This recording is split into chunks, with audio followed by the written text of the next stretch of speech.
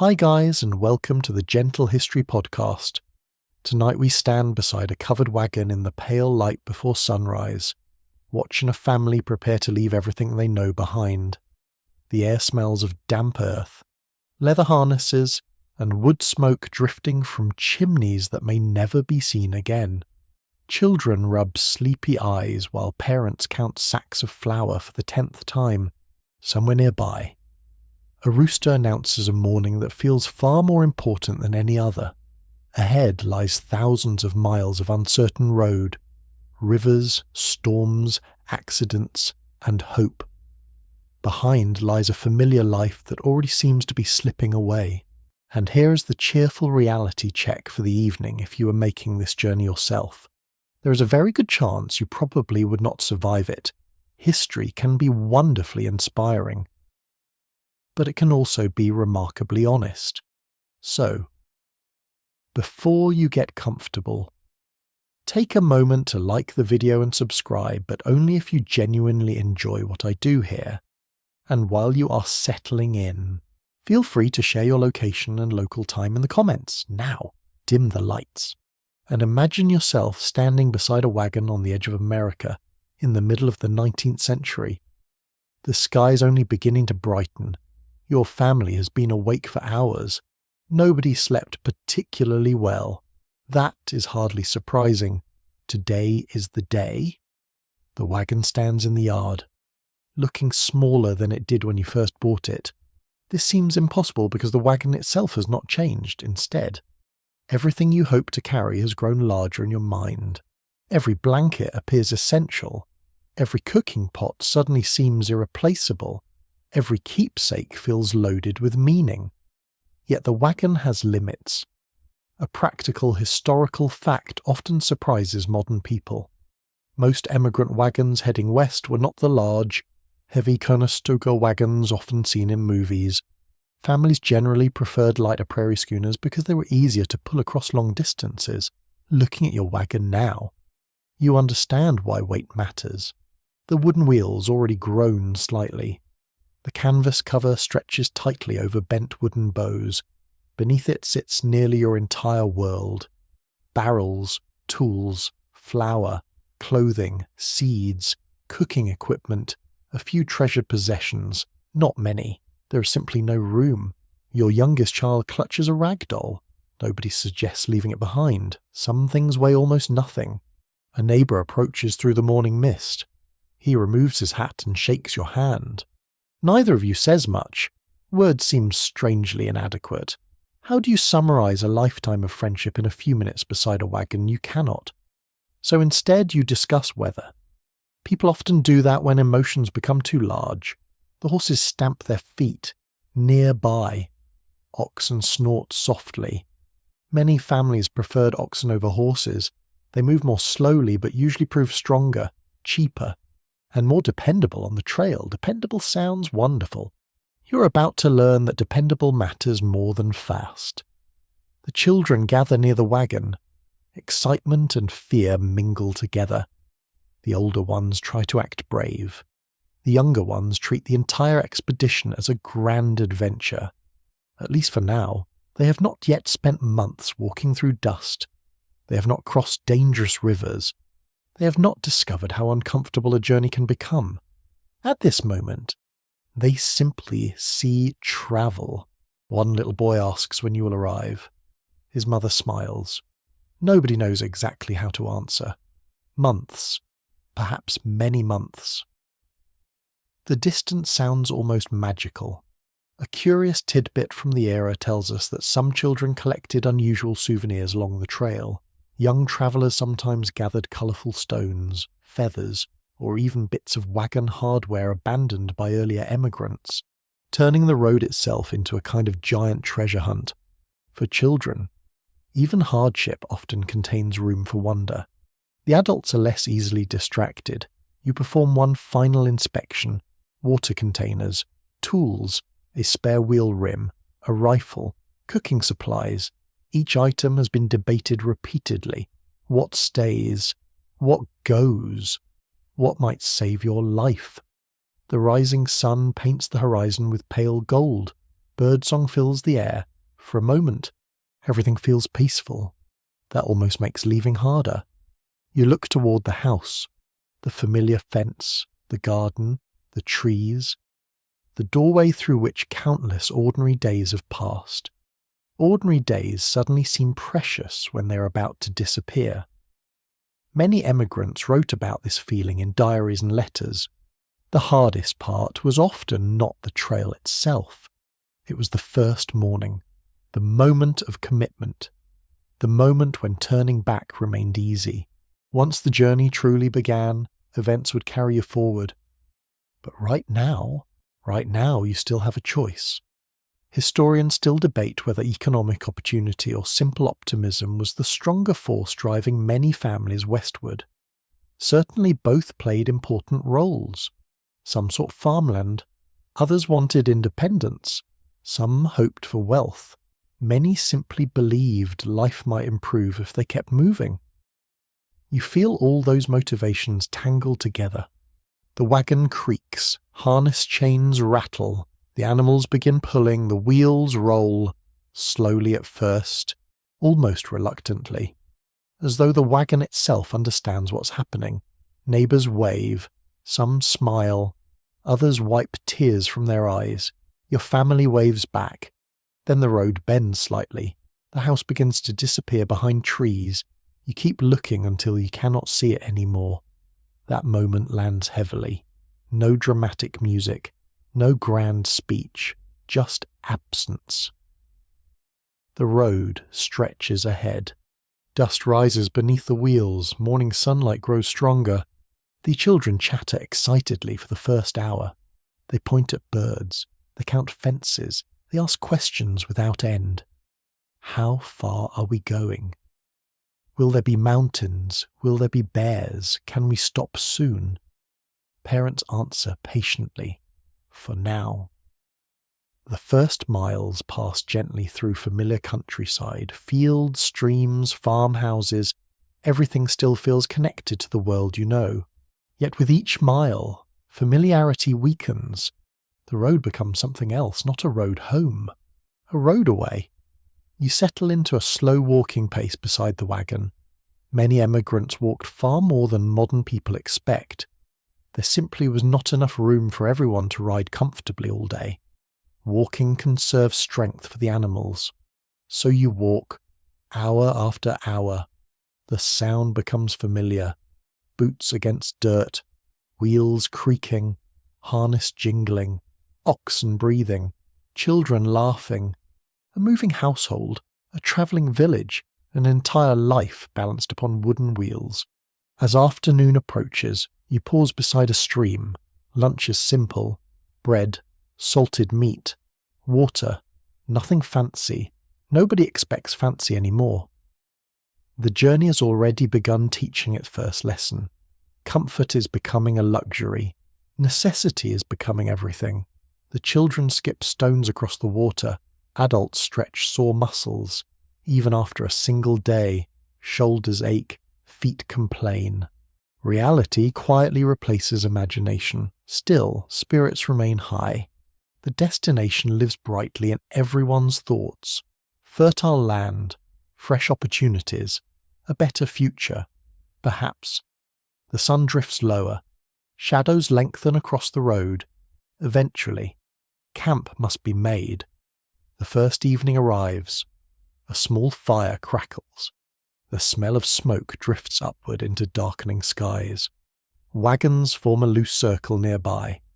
Voices murmur softly. The stars emerge one by one. You sit beside the fire and watch sparks rise into the night. The journey has finally become real. Not a plan, not a dream, not a conversation around a table. A reality. Tomorrow there will be more miles, more dust, more uncertainty, and more lessons about what it truly takes for families to survive the dangerous road west. The fire settles into glowing embers as darkness deepens around the camp. You pull a blanket closer. The wagon waits nearby. Silent, patient, ready for another day, and so are you. Morning arrives with a thin layer of dew on the grass and a stiffness in your shoulders that seems unfair after only one night on the trail. The fire has collapsed into grey ash. The wagon stands quietly in the early light. Nearby, other families are already moving about camp. Someone feeds oxen. Someone packs blankets. Someone searches for a missing cooking pot that turns out to be exactly where it was left the previous evening. You quickly discover that life on the trail begins before sunrise and rarely pauses until darkness returns. The children emerge from beneath blankets looking rumpled and sleepy. One little girl asks whether you have reached Oregon yet. The adults laugh softly. The answer remains no, not even close. Breakfast is simple. Perhaps coffee for the grown-ups. Perhaps bacon if supplies allow. Perhaps bread from provisions packed back home. Nothing is wasted already. Food feels different. At home, replacing supplies was usually possible. Out here, every pound matters. Every sack matters. Every decision matters. As the wagons begin rolling once more, your attention turns toward the contents of your own yesterday. Leaving home dominated your thoughts. Today. Practical concerns take over. The wagon is full, very full. And yet doubts continue to creep in. Did you bring enough flour? Too much flour, not enough tools, too many blankets. The trail encourages second guessing. You walk beside the wagon while mentally inventorying every item inside. A common historical fact is that emigrants often carried several £100s of flour, along with bacon, beans, coffee, sugar, rice, and other durable foods intended to last for months. Those supplies sound reassuring when listed on paper. They look much less impressive when viewed as the entire food reserve for a family crossing a continent. The wagon jolts over a rut. A pot rattles loudly. You wince. Every bump feels personal. Every strange noise sounds expensive. One of the first lessons learned by westbound families was that wagons could not carry everything. Even wealthy emigrants faced limits. The road itself acted like a strict teacher. Sooner or later, excess possessions became burdens. As the morning progresses, you begin noticing abandoned objects beside the trail, a broken chair, a damaged crate, a pile of miscellaneous boards, evidence of earlier travellers making difficult choices. At first, it seems surprising. Who would abandon useful belongings? Then you look at your own overloaded wagon and begin to understand. Weight is the enemy. The animals pulling the wagon understand this better than anyone. They lean into their harnesses steadily, not fast, not dramatic, just relentless effort. The children ride for a while, then they walk, then they ride again. Everyone is already adapting. Around midday, you stop beneath a cluster of trees. Shade feels luxurious. Lunch appears once more from carefully packed supplies. The food tastes plain. Oddly enough, hunger improves almost everything. A boy nearby proudly shows off a smooth stone he found beside the road. He treats it as though it were gold. Perhaps it is, not in monetary value, but in the value of distraction. Children possess a remarkable ability to find adventure where adults see inconvenience. An unusual tidbit from emigrant diaries reveals that some families carried surprisingly sentimental items westward. People occasionally packed things such as family Bibles, wedding dresses, framed portraits, musical instruments, or even cherished clocks despite the obvious space limitations. Logic and emotion do not always travel together. You think about that while examining the wagon. Inside sits a small box containing treasured family mementos. Strictly speaking, none of them are necessary, yet somehow they remain impossible to abandon. A spoon passed down through generations, a faded letter, a tiny keepsake wrapped carefully in cloth. Objects become anchors when everything else changes. The afternoon grows warmer, dust rises beneath dozens of feet and wheels. The road stretches endlessly ahead. Conversation comes and goes. Sometimes people chat cheerfully, sometimes everyone falls silent. Long journeys create space for reflection. You begin wondering about the families who travelled this route before you. Did they feel confident? Afraid? Excited? Probably all three. The trail seems to encourage contradictory emotions. You can miss home and look forward to the future simultaneously. You can feel brave and frightened at the same time. Both truths can exist together. As the wagon train moves onward, one of the adults notices an interesting sight ahead, a discarded piano, or rather, what remains of one, weathered wood, broken pieces, silent keys. The children stare in amazement. Adults shake their heads. Transporting a piano across thousands of miles sounds ambitious, perhaps overly ambitious, yet someone clearly tried.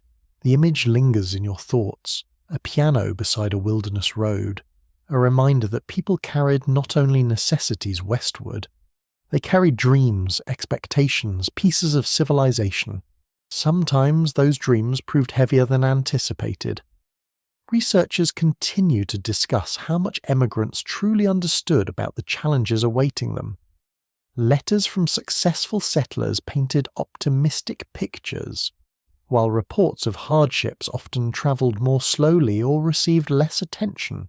Whatever the case, you suspect many families learned the truth mile by mile rather than before departure. The afternoon drifts onward. Children become restless. One begins singing. Others join. Soon half the group is participating. The song may not be particularly accurate. It may not even be particularly good, but it helps pass the time. Time itself behaves strangely on the trail. Hours feel long. Weeks seem short. Each day resembles the last. Yet everything changes continuously. The landscape slowly transforms.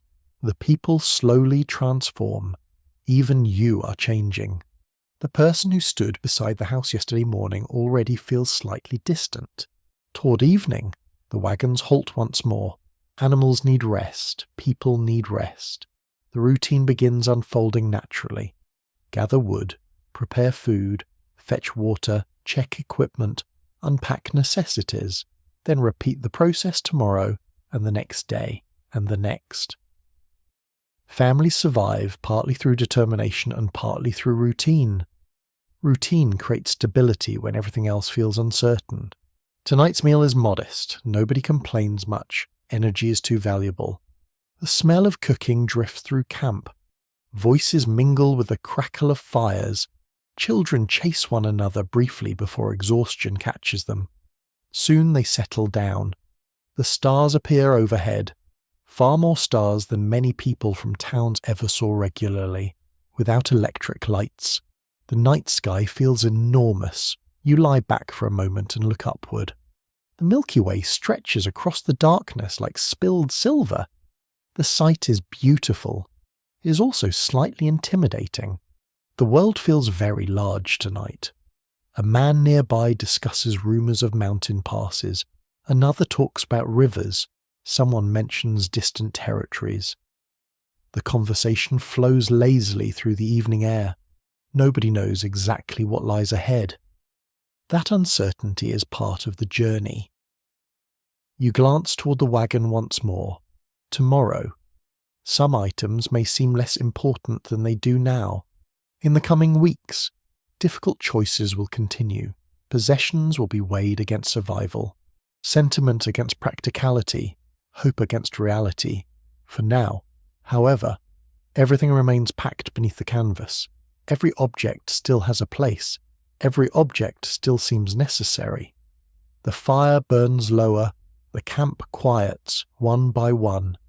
Voices fade into silence. The animals settle. The stars continue their slow procession overhead, and as sleep begins to arrive, you understand that surviving the journey west is not simply about travelling. It is about deciding what truly matters when there is room for any part of your world. The road has begun teaching you its rhythms, not all at once, not dramatically. Rather, the lessons arrive slowly, carried in the creak of wagon wheels and the steady pace of animals moving across an enormous continent. A few days ago, Every mile felt new. Now the journey is becoming familiar. Not easy. Certainly not comfortable, but familiar. You wake before sunrise once again. The routine barely requires thought anymore. Someone stirs the fire. Someone gathers water. Someone checks the animals. Children emerge from blankets with varying levels of enthusiasm. The wagon waits patiently beneath the fading stars. Every morning begins in much the same way. Every morning also feels slightly different. The weather changes, the landscape changes, the mood changes. The road itself changes. As dawn spreads across the horizon, camp begins folding itself neatly back into motion. Blankets disappear into wagons. Cooking equipment is packed away. Harnesses rattle. Animals snort. Then, as if following an unwritten signal, the procession starts moving. The wheels roll forward. The day begins. You walk beside the wagon, watching the road stretch into the distance. At first glance, it appears simple, just dirt, just tracks, just open country. Yet the wagon road possesses a strange personality. It twists around hills, it follows rivers, it avoids obstacles. Sometimes it seems logical. Sometimes it seems determined to test your patience. A widely accepted historical fact is that emigrants often followed established trails such as the Oregon Trail, routes that had gradually developed through the movement of traders, explorers, trappers, missionaries, and earlier wagon trains. Looking at the road ahead, you realize countless people have passed this way before you, their wheels carved ruts, their footsteps pressed into the earth, their choices shape the path you now follow. That thought feels comforting and unsettling. Comforting because others survived, unsettling because not everyone did. The morning air remains pleasantly cool. That will not last. By midday, dust will become a constant companion. Already you're learning to notice it. Dust on boots, dust on clothing, dust on blankets, dust in hair, dust in food. Dust seems determined to participate in every aspect of trail life. One child sneezes dramatically. Another complains that even the bread tastes dusty. Nobody disagrees. The road continues westward. Hours pass. The wagon creaks rhythmically. You begin recognizing individual sounds. A certain wheel squeaks occasionally. A chain rattles at predictable intervals. A canvas cover flutters softly when the wind changes direction. These noises gradually become part of daily existence. Silence almost feels stranger now, near midday. The trail descends toward a shallow stream. Nothing dramatic, nothing dangerous. Just water crossing the road. Still, the wagon train slows. Every obstacle deserves attention. The animals step carefully. Wheels splash through muddy sections. Children immediately become fascinated. Children have a remarkable ability to treat ordinary water as a major event. Within minutes they are pointing at fish, throwing pebbles, and asking questions that nobody can answer. How deep is it? How many fish live here? Could there be treasure?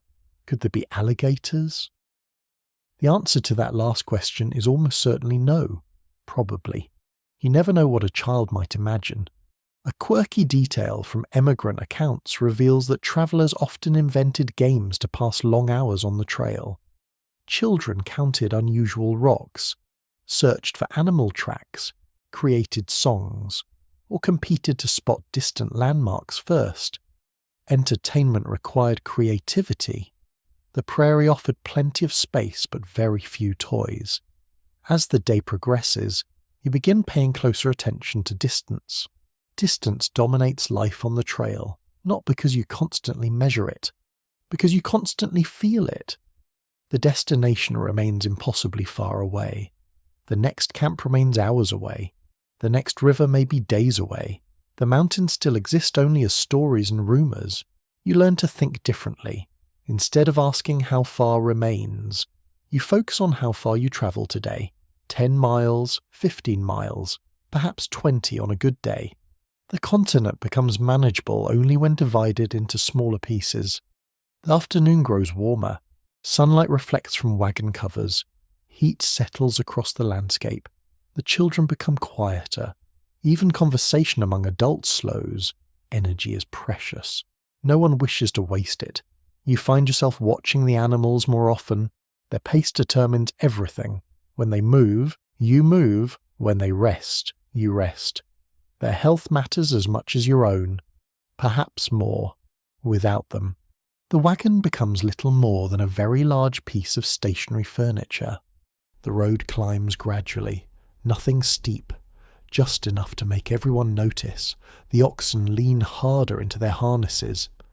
Muscles shift beneath their hides. You gain new respect for their patience. Speed receives great admiration in modern life. The trail teaches admiration for endurance instead, hour after hour, day after day. That is what matters here. A discussion begins among several travellers about the best route ahead. Opinions differ. They often do. Some prefer advice from experienced guides. Others trust maps. Others trust neighbours. Others trust luck. Scholars continue debating how accurately many emigrants understood trail conditions before departure. Information often travelled through letters, newspaper reports, guidebooks, and word of mouth. But accuracy varied considerably. You suspect human nature has not changed much. People still prefer information that confirms what they already hope to believe. Late in the afternoon, something catches your attention. Deep wagon ruts, much deeper than the ones you have been following. They cut through the earth like scars, evidence of years of travel, thousands of wheels, thousands of animals, thousands of dreams moving west. You stop briefly and study them. The children immediately begin climbing in and out of the ruts as though they were miniature trenches. Adults smile. The road remains work. For children, the road remains adventure. That difference may be one of the reasons families survive. Children remind adults to notice wonder. Adults remind children to notice danger. Together, they create balance. As evening approaches, the sunlight softens. Golden light spreads across grasslands. Long shadows stretch beside the wagons. The landscape appears almost peaceful enough to make you forget how difficult the journey can become. Almost. The trail possesses a talent for hiding its challenges until the appropriate moment. Camp is established near a small creek. The familiar evening routine begins once more. Animals first, always animals first, then water, then food, then repairs, then rest. A loose strap receives attention. A wagon wheel gets inspected. Clothing is mended. Tiny problems are addressed before they become large ones. That habit may save lives later. Supper tastes slightly better tonight. Perhaps because everyone is hungrier. Perhaps because people are adapting. Human beings are remarkably good at adapting. Given enough time, even difficult routines become normal. The fire crackles softly. Children sit close together, listening to stories. Someone mentions seeing mountains someday. The younger children imagine peaks reaching into space. Nobody corrects them immediately. The truth will arrive eventually. For now, imagination seems harmless. The stars emerge overhead once again. Their appearance is becoming a familiar comfort. A roof that travels with you. A ceiling shared by everyone on the trail. You lie back beside the wagon and listen. The creek murmurs quietly nearby. Animals shift occasionally. Voices fade one by one. The road waits beyond the darkness. Tomorrow it will continue west. Tomorrow you will follow. 1 mile at a time, 1 day at a time, learning its rhythms, learning its lessons. Becoming, slowly and steadily, part of the great moving river of families crossing America in covered wagons. The novelty of the journey is beginning to wear thin for the adults. For the children, however, the trail still contains endless possibilities. You wake to the familiar sounds of camp stirring around you. Canvas rustles. Oxen snort softly in the cool dawn. Someone coughs near a fading campfire. A kettle lid rattles gently as water warms for breakfast. The routine has become familiar enough that everyone moves almost automatically. Yet today your attention drifts toward the youngest members of the wagon train. After all, adults chose this journey, children inherited it. The road belongs to them whether they ask for it or not. One little boy emerges from beneath a blanket with hair pointing in every direction imaginable. He looks around sleepily and immediately asks if breakfast is ready. His priorities remain wonderfully straightforward. Another child complains about a pebble inside her shoe. A third wants to know whether buffalo will appear today. The adults exchange amused glances. Some questions have answers, most do not. Soon the wagons are moving again. The sun rises steadily behind you, dust begins lifting from the trail. Children walk alongside the wagons because there is rarely enough room for everyone to ride comfortably throughout the day. An established historical reality of westward migration is that many children spent long hours walking rather than sitting inside wagons, contrary to popular imagination. The journey was often more of a long march than a leisurely ride. You quickly understand why. The wagon's interior is crowded with supplies, flour barrels, tools, cooking equipment, blankets, clothing. Every available space serves a purpose. Children climb aboard occasionally, then climb down again, then climb back aboard, then become bored, then begin walking. The pattern repeats endlessly at first glance. Trail life might seem miserable for young travellers. Surprisingly, many memoirs reveal something more complicated. Children found ways to create adventure from ordinary moments. A creek became a place for exploration. A strange rock became treasure. An animal track became a mystery. An abandoned wagon wheel became an object of fascination. Young minds remained remarkably adaptable. The road stretches westward. The children transform it into a playground whenever possible. One girl spends nearly an hour collecting wildflowers. Another child proudly presents a feather discovered beside the trail. A group invents an elaborate game involving imaginary kingdoms hidden beyond distant hills. The adults permit this because imagination weighs nothing. A charming little-known detail from emigrant recollections describes children keeping pet prairie dogs, orphaned birds, or other small creatures they encountered along the trail. Such arrangements rarely lasted long, but they reveal how strongly young travellers sought companionship and novelty. Children can become attached to almost anything, especially during periods of uncertainty. As the morning advances, you observe how much work children actually perform. Modern people often imagine young travellers merely riding in wagons. The reality proves different. Older children fetch water, gather fuel, watch younger siblings, help care for animals, assist with cooking, perform countless small tasks that keep daily life functioning. Even the youngest contribute when they can. The trail turns families into working teams. Everyone has responsibilities, even if those responsibilities sometimes involve carrying a single bucket very carefully across camp. Around midday, the wagons stop near a stand of cottonwood trees. Shade spreads across the ground. People settle gratefully beneath it. The children explode outward almost immediately. They climb, run, explore, investigate every interesting object within sight. Adults rest. Children rarely understand the concept of resting, at least not voluntarily. You sit beneath a tree and watch them. Their laughter drifts through the warm air. For a moment, the journey feels lighter. Not easier, just lighter. Children possess a talent for changing the emotional atmosphere of a place, even difficult places. One boy attempts to balance on a fallen log and immediately falls off. His dignity suffers more than his body. His friends find this hilarious. He eventually joins them in laughter.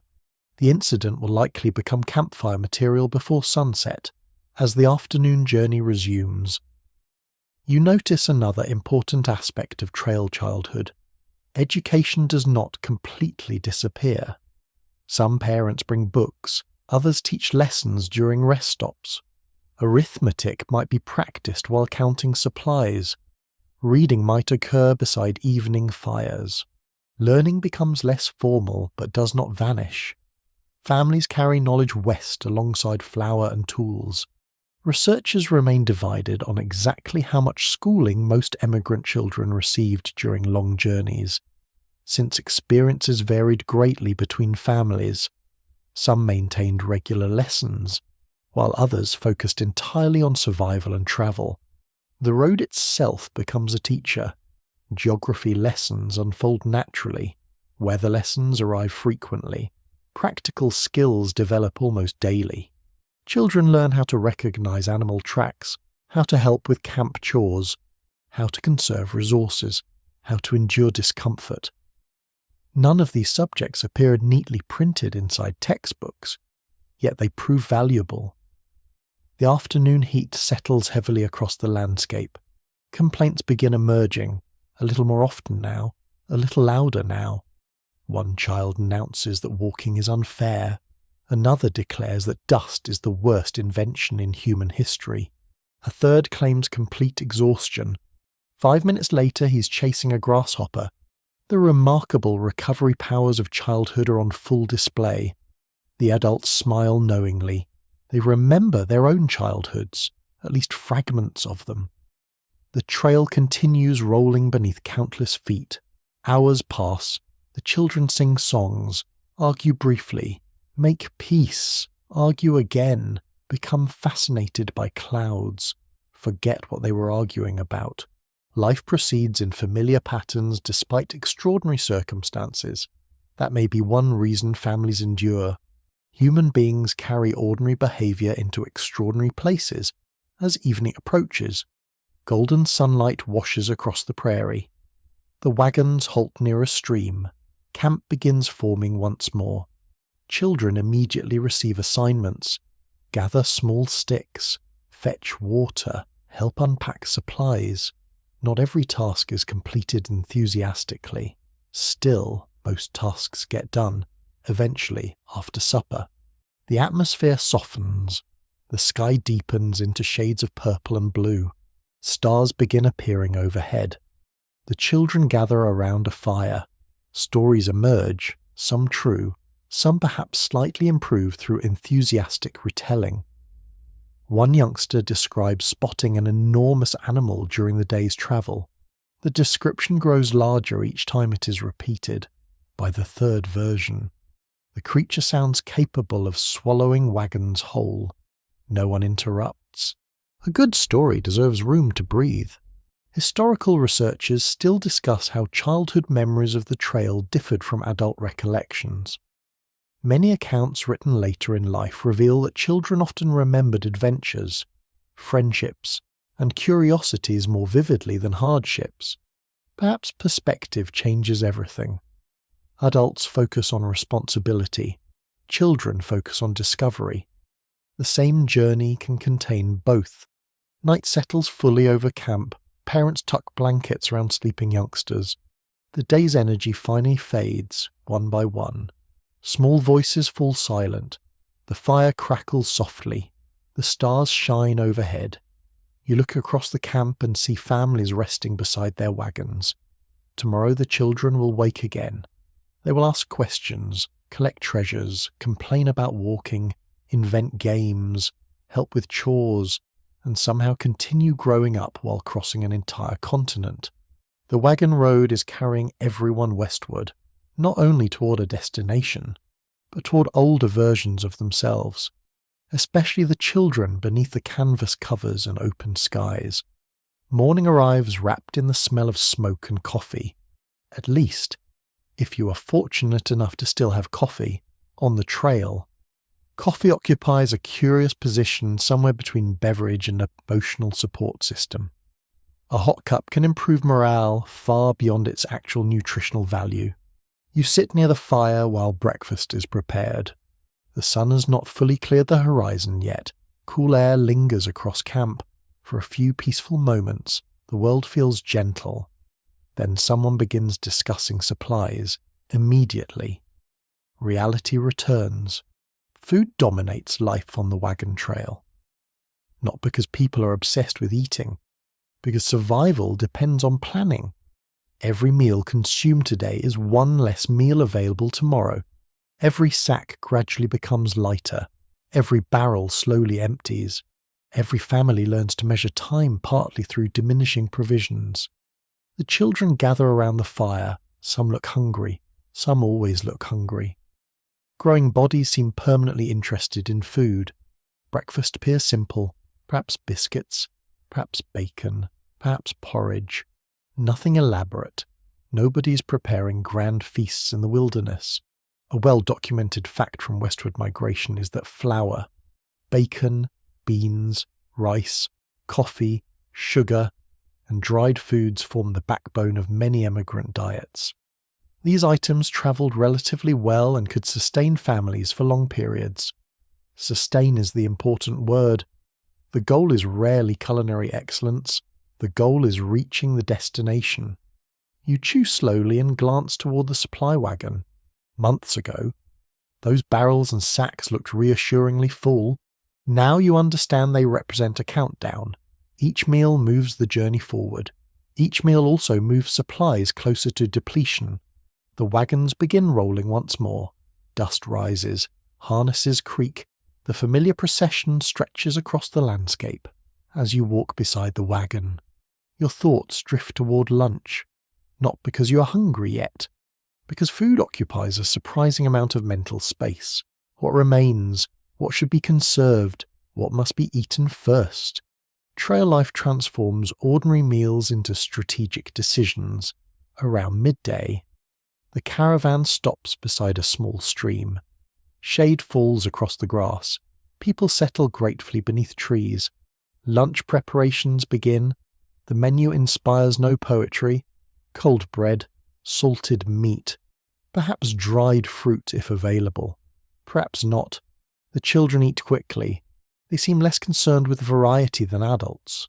Hunger simplifies preferences. A fascinating little detail recorded in several emigrant journals mentions travellers carrying pickles, preserves, cakes, or special treats during the early weeks of the journey. Such luxury has often disappeared rapidly, but provided welcome reminders of home. You can imagine the temptation. Why save the jam? Why save the cake? Then again, why consume every comfort immediately? The trail forces constant negotiation between present happiness and future necessity. You notice a mother carefully dividing portions among her children. No favoritism, no waste. Every crumb matters. Food management becomes an invisible skill. The most successful families rarely treat supplies casually. The afternoon unfolds beneath a warm sky. The road stretches endlessly ahead. Conversation drifts from wagon to wagon. Recipes become a surprisingly common topic. People discuss pies they once baked, roasts they once enjoyed, fresh vegetables they once took for granted. It's remarkable how quickly memory improves meals from the past. Someone describes homemade bread fresh from an oven. The listeners react as though hearing a tale of unimaginable luxury. Perhaps they are. Fresh bread sounds wonderful out here. The road continues, hours pass. The sun climbs higher. Dust settles on clothing and faces. One child announces dramatic dissatisfaction with supper before supper even exists. This earns gentle laughter. Children often worry about future meals with impressive dedication. As evening approaches, camp is established near a patch of trees. The routine unfolds efficiently now. Animals are watered, fires are built, cooking begins.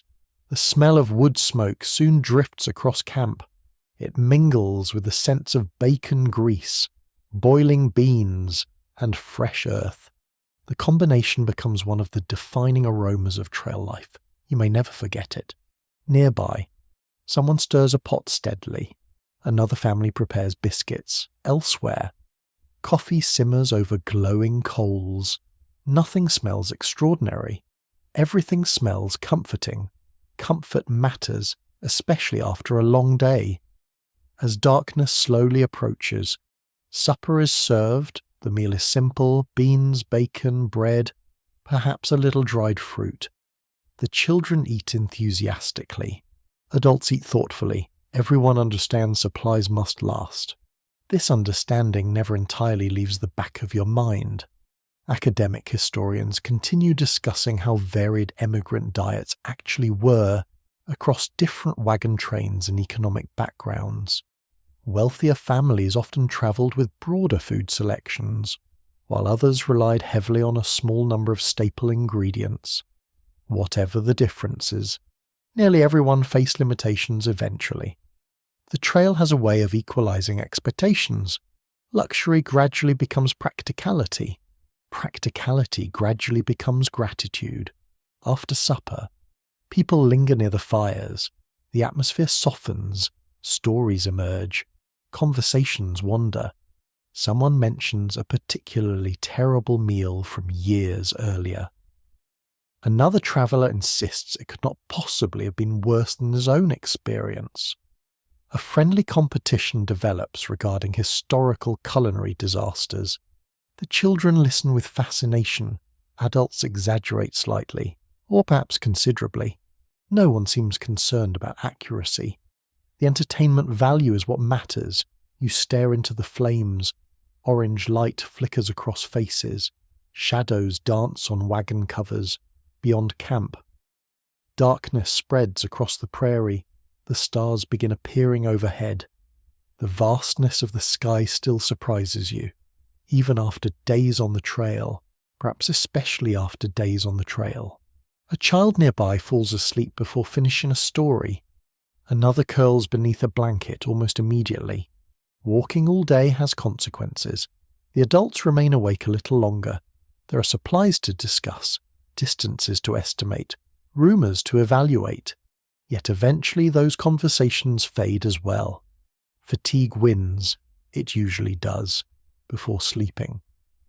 You take one final glance at the food stores, still substantial, still reassuring, yet undeniably smaller than before. The sight inspires mixed emotions: concern, determination, respect. Families crossing the continent survive not only through courage, but through planning, through discipline, through the daily habit of making limited resources last one day longer. The fire settles into glowing embers. The smell of smoke lingers gently in the cool night air. Nearby, the wagon stands quietly beneath the stars.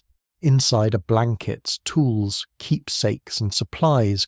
Everything needed for tomorrow, or at least enough for tomorrow. And tomorrow, once again. The journey west will continue. One meal, 1 mile, one careful decision at a time. The weather has been kind to you, at least. That is what everyone keeps saying. Whenever trail travellers mention good weather, there is usually an unspoken warning hidden inside the statement. Good weather never lasts forever. This morning begins pleasantly enough. The sky stretches clear and blue above the wagon train. Sunlight glows softly across the grasslands. Birds move through the air. A cool breeze brushes against your face. For a few moments, the journey feels almost leisurely. Almost. You already know better than to trust appearances. The trail has a habit of changing its mood without much notice. You finish breakfast and help prepare the wagon. The familiar routine unfolds smoothly. Animals are harnessed, blankets are packed. Cooking equipment is secured. Children are rounded up, which somehow requires more effort than managing the oxen. Soon the wagons begin moving. The road stretches westward beneath the growing sunlight. The morning passes quietly. People talk. Children explore every possible topic of conversation. Someone points out distant birds. Someone else notices unusual cloud formations. Nothing seems particularly threatening. That is often how weather begins. An accepted historical observation from emigrant records is that weather ranked among the most constant challenges on the overland trails. Travellers face scorching heat, sudden storms, freezing temperatures, high winds, and conditions that could shift dramatically within hours, you understand why people wrote about it so often. Weather is not merely background scenery here. It becomes a participant in the journey. By midday, the heat arrives, not gradually, not politely. The sun seems to settle directly above the wagon train with determined enthusiasm. The cool morning disappears, the air grows heavy, dust rises from the road and hangs motionless. Walking becomes more tiring. The animals move steadily, but without urgency. Nobody wastes energy. The children complain more frequently. Adults complain internally. One little girl fans herself dramatically with a bonnet. Another insists that the sun is personally targeting her. The accusation seems difficult to prove or disprove. You pull your hat lower. Shade becomes precious. Every tree earns admiration. Every cloud receives attention. The wagon train pauses briefly near a small stream. People drink deeply. Animals drink even more deeply. The sound of water feels comforting, refreshing, temporary. Soon the road demands movement again. The afternoon continues beneath relentless sunshine. Sweat gathers beneath clothing. Dust sticks to skin. Even conversation becomes less frequent. The landscape seems to shimmer in the distance.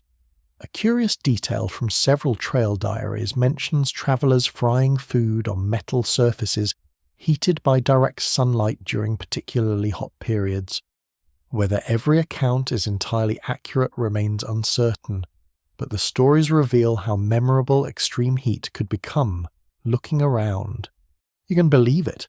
The wagon cover provides some protection. Not enough. Nothing provides enough. The sun rules the afternoon. Eventually, however, something changes. At first it is subtle.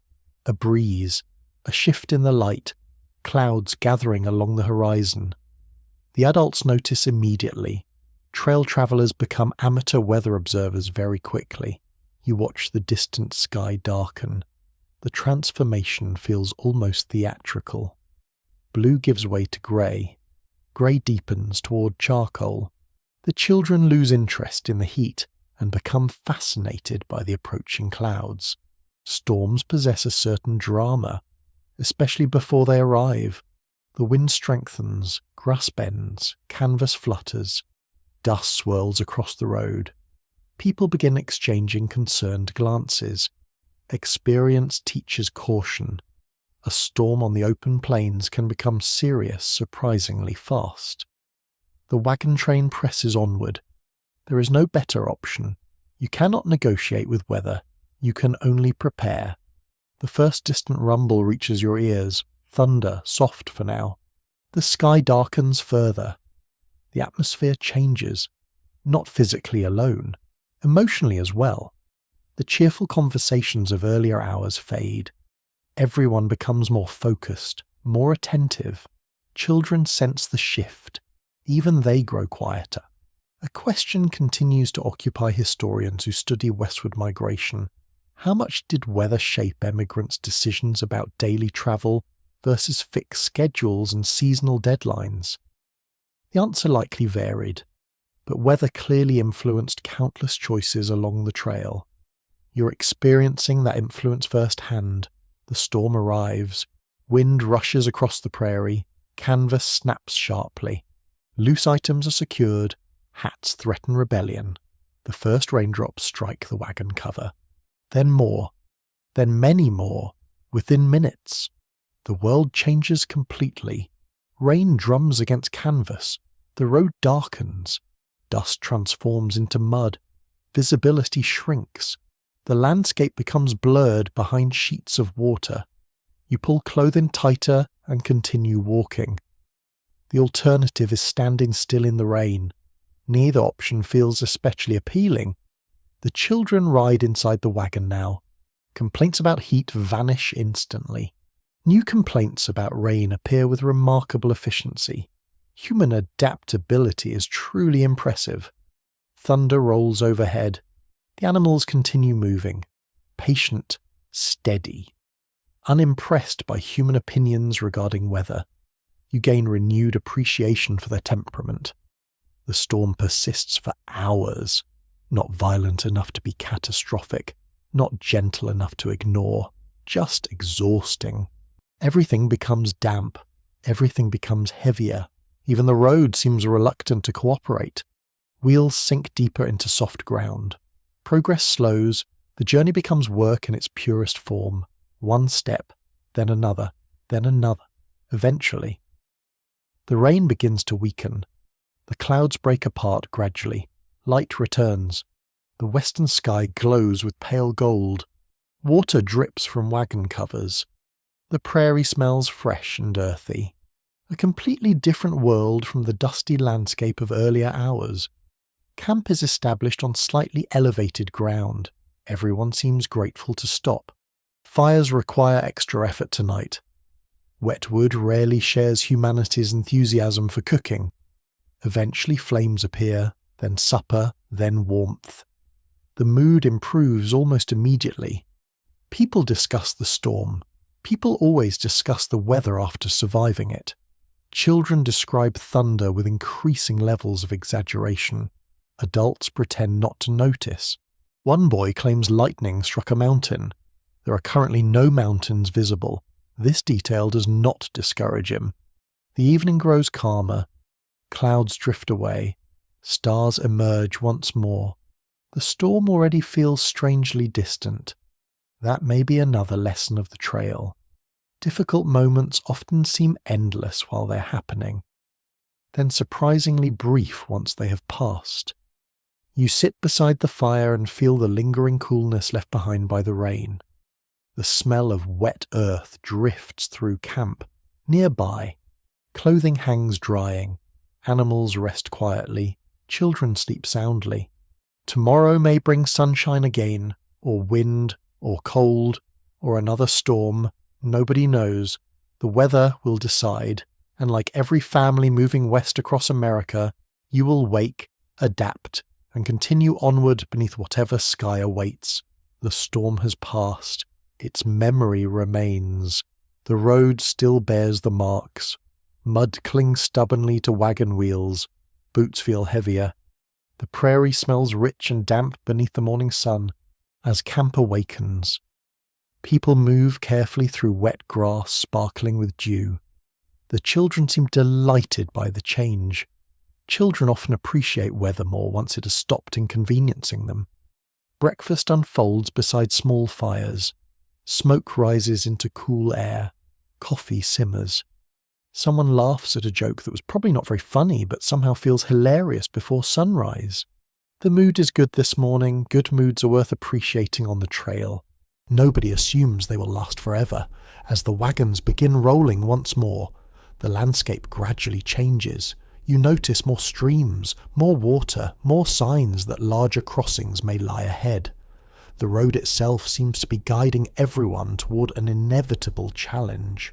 For days, water has been a pleasant companion, a place to drink, a place to wash, a place to rest. Soon water will become something else entirely, a barrier. By late morning, conversation begins focusing on rivers. Veteran travellers exchange stories, some encouraging, some decidedly less encouraging.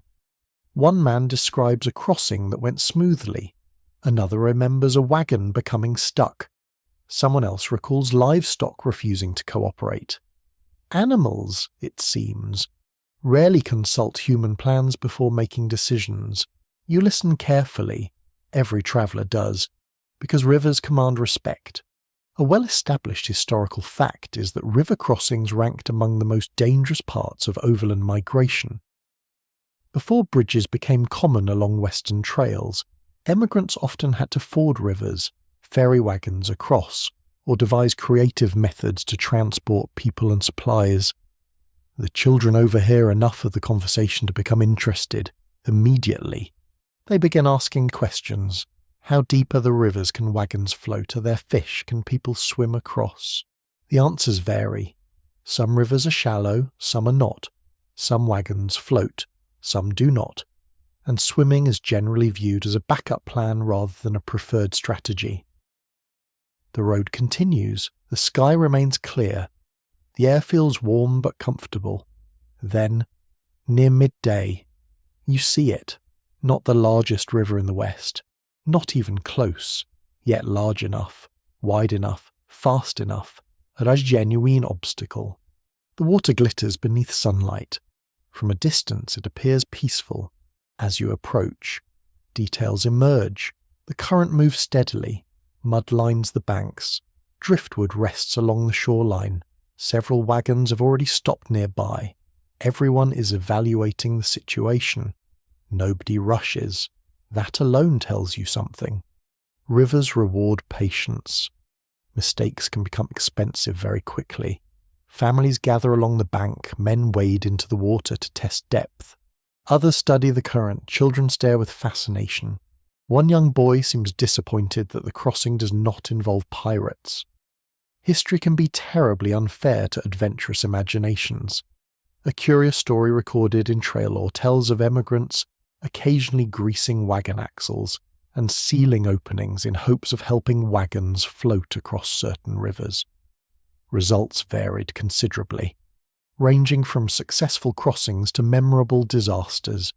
The concept sounds clever. Right up until you place your entire household inside the experiment, you walk to the water's edge. The current pushes firmly against your boots, not violently, just confidently. The river has no interest in your schedule. It has existed before your arrival. It will continue after your departure. That realization feels oddly humbling. Eventually, a decision is made. The crossing will begin. Animals are prepared carefully. Supplies are checked. Loose items are secured. Children receive instructions. The seriousness of adult voices ensures unusual levels of cooperation. The first wagon enters the water. Everyone watches. Conversations stop. The wheels roll slowly forward. Water rises. Higher, higher. The current presses against the wagon. For a moment, it seems to hesitate. Then it continues. Steadily, deliberately. The animals lean into their harnesses. The wagon reaches the far side. A cheer rises from the waiting travellers, not loud, just relieved. Success always looks encouraging from shore. Now comes your turn. You guide the animals toward the water. The river greets you immediately, cool, strong, unimpressed. The wheels enter first, then more of the wagon. Water swirls around hubs and spokes. The current pushes sideways. You grip tightly. Not because it helps, because human beings tend to grip things during stressful moments. The children sit unusually still inside the wagon, perhaps for the first time in days. The crossing continues. Every sound seems amplified. Water splashing, harness chains rattling, animals breathing heavily, someone calling instructions from shore. The far bank appears frustratingly distant, yet it slowly grows closer. Step by step, wheel by wheel. You begin realizing why emigrants remembered river crossings so vividly. The danger is not dramatic in the way stories often portray. It is quieter, more practical. A series of small risks waiting to become larger ones. Fortunately. Today the river allows passage. The wagon climbs the opposite bank. Mud squishes beneath the wheels. The animals pull one final time. Then you're across. Relief spreads through the group. Not celebration, not triumph. Simply relief. The children immediately regain their enthusiasm. One announces the crossing was exciting. Another claims it was terrifying. A third insists it was both. That assessment feels accurate. The wagon train pauses while remaining travellers complete the crossing. People share observations, advice, warnings, stories. Everyone seems slightly more cheerful now. Difficult tasks have a way of improving morale once they are finished. Researchers still disagree about how many emigrant losses occurred specifically at river crossings compared with other hazards along the trail. Records are incomplete. But there is broad agreement that water remained one of the most feared natural obstacles. Standing safely on the far bank, You understand why. The river didn't seem malicious, just indifferent. Nature rarely needs malice to create challenges. The afternoon journey resumes. The road stretches onward. Wet boots gradually dry. The tension of the crossing slowly fades. Children return to collecting interesting stones and inventing games. Adults return to discussing supplies and distances. Life resumes its familiar rhythm. Yet something has changed. You feel slightly more experienced now, slightly more capable. The trail is teaching confidence one challenge at a time, not reckless confidence, earned confidence, the kind built from surviving ordinary difficulties repeatedly. As evening approaches, camp forms beside another smaller stream. This one inspires far less concern. People fetch water, animals drink, fires are lit. The familiar smells of supper drift through camp. Conversation tonight revolves around the crossing. It dominates every discussion. Each retelling grows a little more dramatic. Not intentionally. Memory simply enjoys improving stories. By the fifth version, the river seems wider, the current stronger, the accomplishment greater. Nobody objects. A little storytelling is part of trail life. Darkness settles gently across the landscape. Stars appear overhead. The children drift towards sleep. The adults linger near the fire.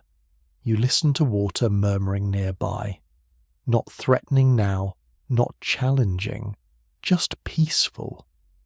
Tomorrow another road awaits, another horizon, another obstacle somewhere beyond sight. But tonight the river lies behind you, and for one quiet evening beneath the stars, that feels like enough. The river crossing is already becoming a story that happens quickly on the trail. Yesterday's challenge becomes today's conversation. Today's challenge eventually becomes next week's memory. The wagon train moves onward beneath another broad western sky. The landscape appears peaceful, perhaps deceptively peaceful. Grass waves gently in the breeze. Birds circle overhead. The wheels continue their familiar creaking song. From a distance, the journey can look almost idyllic. Yet every family knows something important. Not all dangers announce themselves. Some arrive quietly. Some travel within the wagon train itself. This morning begins like many others. Children emerge from blankets. Breakfast appears over campfires. Animals are harnessed. People exchange greetings. The ordinary rhythm of trail life continues. Then someone notices a cough. Nothing unusual. People cough all the time. Dust practically guarantees it. Still, a few travellers glance toward the sound. Perhaps because the cough seems deeper than before. Perhaps because everyone understands how vulnerable life can be out here. The wagons roll forward. The day begins. At first, nothing seems particularly concerning. The road stretches ahead. Conversation flows. Children play games while walking beside the wagons. The familiar routines continue. Yet throughout the morning, little signs appear, a traveller riding instead of walking. A tired expression, a flushed face, a slower pace. Out here, small changes rarely go unnoticed. One widely recognised reality of overland migration is that disease claimed more lives than dramatic accidents or attacks. Illness accompanied many wagon trains, spreading through camps where people lived, travelled, and rested in close proximity. The fact feels sobering, especially because illness cannot always be avoided through courage. You can prepare for rivers, you can repair wagons, you can monitor weather. Sickness follows different rules. By midday, concern is growing around one family's wagon. A child has developed a fever. The mother sits beside him, pressing a cool cloth against his forehead. The father tries to remain optimistic. Everyone tries to remain optimistic. Hope is an important resource on the trail. Perhaps as important as flour. You stop near a creek for lunch. The usual sounds of camp emerge, water splashing, children talking, cooking utensils clattering softly. Yet the atmosphere feels slightly quieter than usual. People are thinking, observing, wondering. The sick child remains inside the wagon. A few neighbouring families offer assistance, a little extra water, some advice, words of encouragement. The wagon train functions as a community because it often has no choice. Out here, people depend upon one another. An intriguing detail found in some emigrant accounts describes travellers carrying home remedies, ranging from herbal mixtures to patent medicines, with impressive promises and uncertain results. Labels often sounded far more confident than modern doctors would likely approve of. One bottle might claim to cure nearly everything. Reality frequently disagreed. Still, people used whatever tools they possessed. You cannot blame them. The alternatives were limited. As the afternoon continues, the road feels different. Not physically, emotionally. Everyone becomes more aware of their own health. A sore throat attracts attention. A headache inspires concern. A cough receives careful evaluation. The human imagination becomes remarkably active whenever illness appears nearby. You find yourself taking deeper breaths, drinking extra water, watching the children more closely. The journey west encourages vigilance, not panic, just vigilance. Hours pass, the feverish child sleeps. That seems encouraging, then concerning, then encouraging again. The adults alternate between optimism and worry. Neither emotion fully wins. The landscape unfolds around the wagon train. Rolling hills, open prairie, distant stands of trees. Beautiful scenery continues regardless of human troubles. Nature rarely pauses to acknowledge individual concerns. Toward evening, camp is established beside a shallow stream. The location provides water and grass for animals. It also provides an opportunity for rest. The sick child is carefully settled near a fire. Several women visit the family. Advice is exchanged. Remedies are suggested. Stories of previous illnesses are shared. Human beings have always sought comfort through collective experience. If someone else survived a similar problem, perhaps there is reason for hope. Historical researchers continue discussing how emigrants understood disease and hygiene during the 19th century. Germ theory was not yet widely accepted in the early years of westward migration, meaning many families interpreted illness through very different medical frameworks than those used today. You can see evidence of that uncertainty. People know sickness is dangerous. They simply do not always know why it appears or why it leaves. The evening settles gently across camp. The smell of supper drifts through the air. Most people eat. A few have lost their appetite. Concern tends to do that. Children gather around the fire as usual. Their laughter sounds slightly subdued tonight. Even they sense something is different. One little girl quietly offers a flower she collected earlier to the ill child. The gesture accomplishes nothing medically. It accomplishes quite a lot emotionally. Kindness often works that way. Darkness deepens. Stars emerge overhead. The fever appears somewhat lower now, not gone, but lower. A small improvement. The entire camp seems relieved. You would think everyone had personally recovered. Perhaps, in a way, they have. Communities share burdens. That is one reason they form. You sit beside the fire and reflect on how fragile life can feel out here. At home, sickness was frightening enough. Doctors might be available. Neighbours live nearby. Familiar shelter surrounded you. On the trail, every challenge feels magnified by distance. Distance from towns. Distance from certainty. Distance from help. Yet families continue moving west. Not because they ignore risks, because they accept them. The same determination that carried them away from home carries them through difficult moments. Eventually, the child awakens and asks for food. The request spreads through camp astonishingly fast. Good news travels quickly. The appetite may be modest. The recovery may not be complete. Still, it feels significant. Parents smile, neighbours relax. Someone jokes that the boy is clearly healthy if he wants supper. The boy requests something far more exciting than the available menu. His disappointment is immediate. His appetite, however, remains encouraging. The fire crackles softly. The stream murmurs nearby. The stars shine above the sleeping wagons. Tonight.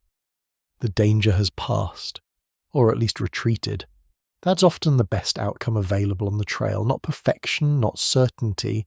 Simply one more difficult day survived, one more challenge met, one more reminder that families crossing America depended not only on strength and supplies, but on patience, care, and the quiet determination to keep moving forward together.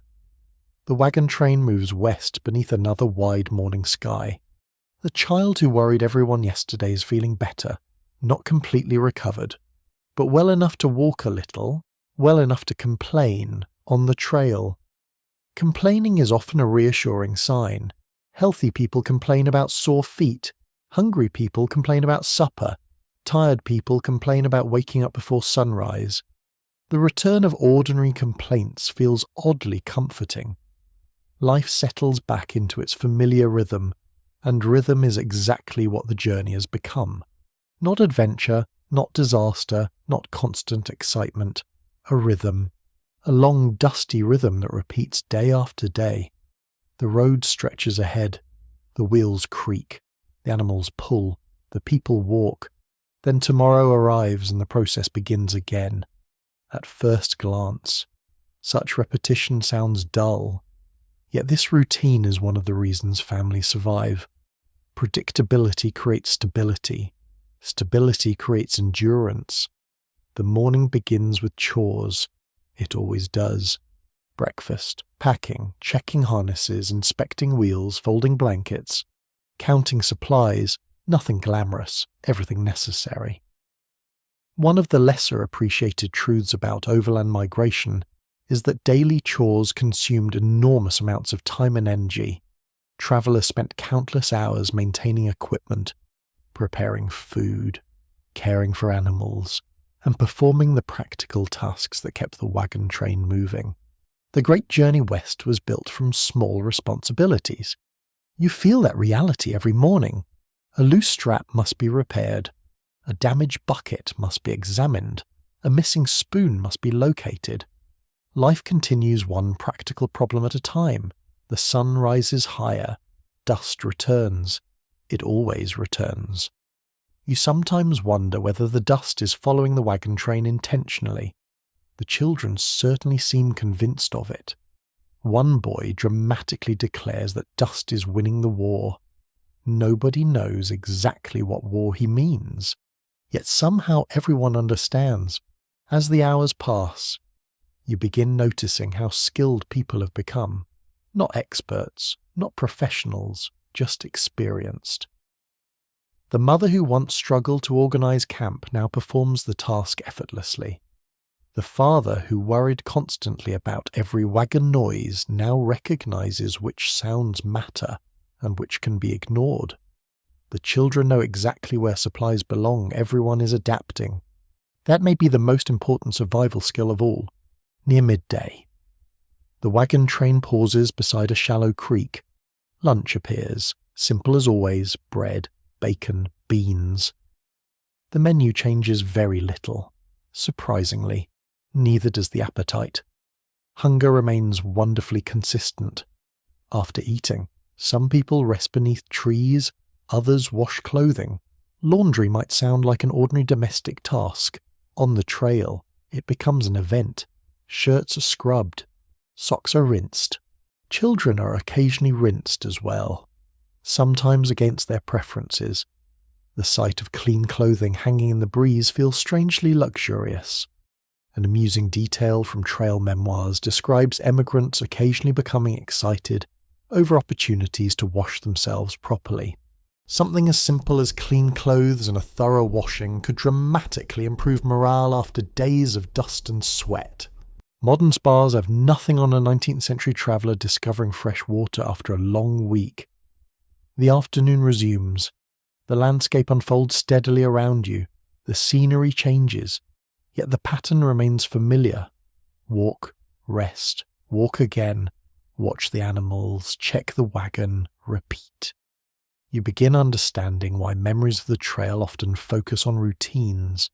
Routine occupies most of life. The dramatic moments receive attention in books. The ordinary moments fill the actual journey. Hours drift past. A child finds an interesting rock. Another loses a hat temporarily. Someone spots distant wildlife. Someone else mistakes a bush for wildlife. The correction becomes a source of amusement. Not much happens, and somehow a great deal happens. That contradiction defines trail life. The ordinary accumulates. Each small day contributes to the larger story. By late afternoon, the sun hangs lower in the sky. Golden light spreads across the prairie. The animals continue pulling with steady patience. You find yourself admiring them again. Their reliability has become deeply reassuring. The wagon wheels continue turning. The familiar sound feels almost comforting now. At the beginning of the journey, every creak inspired concern. Now most creaks simply mean the wagon is doing its job. Experience changes perspective. Researchers continue examining how emigrants psychologically adapted to months of repetitive travel. Many accounts suggest that routines helped people manage uncertainty, transforming an overwhelming journey into a series of manageable daily tasks. You understand that perfectly. Thinking about thousands of miles feels intimidating. Thinking about reaching tonight's campsite feels achievable. So you focus on tonight, then tomorrow, then the next day. The road becomes less frightening when divided into smaller pieces. As evening approaches, camp forms beside a stand of trees. The process unfolds with impressive efficiency. Everyone knows their responsibilities. Animals first, water second, firewood third, supper afterward. The children require fewer instructions than before, not because they have become adults, because they have become trail children. That's a distinct category. Trail children can gather wood quickly, spot useful water sources, help unpack supplies, and somehow still find time for games. The smell of supper drifts across camp. Voices rise and fall. Laughter appears occasionally. Fatigue appears frequently. The day's work settles into tired muscles. A father repairs clothing beside the fire. A mother organizes supplies. Children chase one another briefly before surrendering to exhaustion. The scene feels domestic, almost ordinary, which is remarkable considering you are living beside a wagon in the middle of a continent. Darkness arrives gradually. Stars emerge. The fire crackles softly. You sit nearby and reflect on how much has changed. The road no longer feels foreign. Camp no longer feels temporary. Even the endless routine feels familiar. That realization surprises you. Human beings truly can adapt to nearly anything. One child falls asleep sitting upright. Another is carried gently to a blanket. Parents smile knowingly. Tomorrow will arrive early. It always does. The stream murmurs quietly nearby. The animals settle. Voices fade. The prairie stretches endlessly beyond the circle of firelight. Yet somehow it feels less intimidating now than it once did. Perhaps because the journey has become part of you, or perhaps because you have become part of the journey. Either way, another ordinary day has ended. And on the wagon trail, ordinary days are often the ones that carry families safely westward. The longer you travel, the more familiar the faces become. Not just the faces of your own family, the faces of everyone around you. The wagon train has been moving together for weeks now, long enough for strangers to become acquaintances, long enough for acquaintances to become friends, long enough for everyone to learn who snores, who tells the best stories, who can repair almost anything, and who somehow manages to lose personal belongings with astonishing consistency. The road has a way of introducing people thoroughly. There is nowhere to hide on the prairie. You wake before sunrise and step into the cool morning air. Camp is already stirring. A nearby family is preparing breakfast. Another is checking animals. Someone is laughing at a joke that appears to have started before dawn. The atmosphere feels familiar. Comfortably familiar. That surprises you sometimes. When the journey began, these people were strangers. Now they feel like neighbours. Temporary neighbours, perhaps, but neighbours nonetheless. The wagon train rolls forward after breakfast. The familiar procession stretches across the landscape. Dust rises behind the wheels, the animals move steadily. Children drift between families throughout the day, forming friendships with remarkable speed. Adults take longer. Adults usually do. Yet even adults cannot spend months sharing hardships without developing connections. A commonly recognized aspect of wagon train life is that cooperation often became essential. Families shared information, labor, tools, and assistance because isolation can make problems much harder to solve. The road encourages community, not always voluntarily. Sometimes necessity is the most effective social organizer in history. As the morning progresses, you walk beside a man who joined the wagon train shortly after departure. Back then, you barely knew his name. Now you know his favourite stories, his opinions about weather, and the fact that he cannot resist giving advice even when nobody asks. The relationship feels natural. Shared experiences create shortcuts to familiarity. Nearby, two women exchange recipes. The recipes involve ingredients nobody currently possesses. That does not stop the discussion. Hope remains an important ingredient. The children run ahead briefly, then return, then run ahead again, then return once more. They seem to possess endless energy. Or perhaps they simply recover faster than adults. The distinction remains unclear. Around midday, the wagons stop beside a stream. The lunch routine begins. People gather in small groups. Conversations overlap. News spreads rapidly. Someone's wheel needed repair. Someone spotted wildlife earlier. Someone believes mountains may appear within the coming weeks. The information circulates through camp like water flowing downhill. A delightful little observation from trail diaries reveals that gossip travelled almost as efficiently as wagons, in isolated environments. Small pieces of news often became major topics of discussion for entire evenings. Human nature apparently travels well. The wagon trail may be thousands of miles from towns and cities. Yet people remain people. Someone always knows something. Someone always thinks they know something. And someone always knows a slightly different version. After lunch, one wagon encounters a minor problem. Nothing catastrophic. A piece of equipment has worked itself loose. The owner begins examining it. Within minutes, several other adults arrive. Advice appears immediately. Tools appear shortly afterward.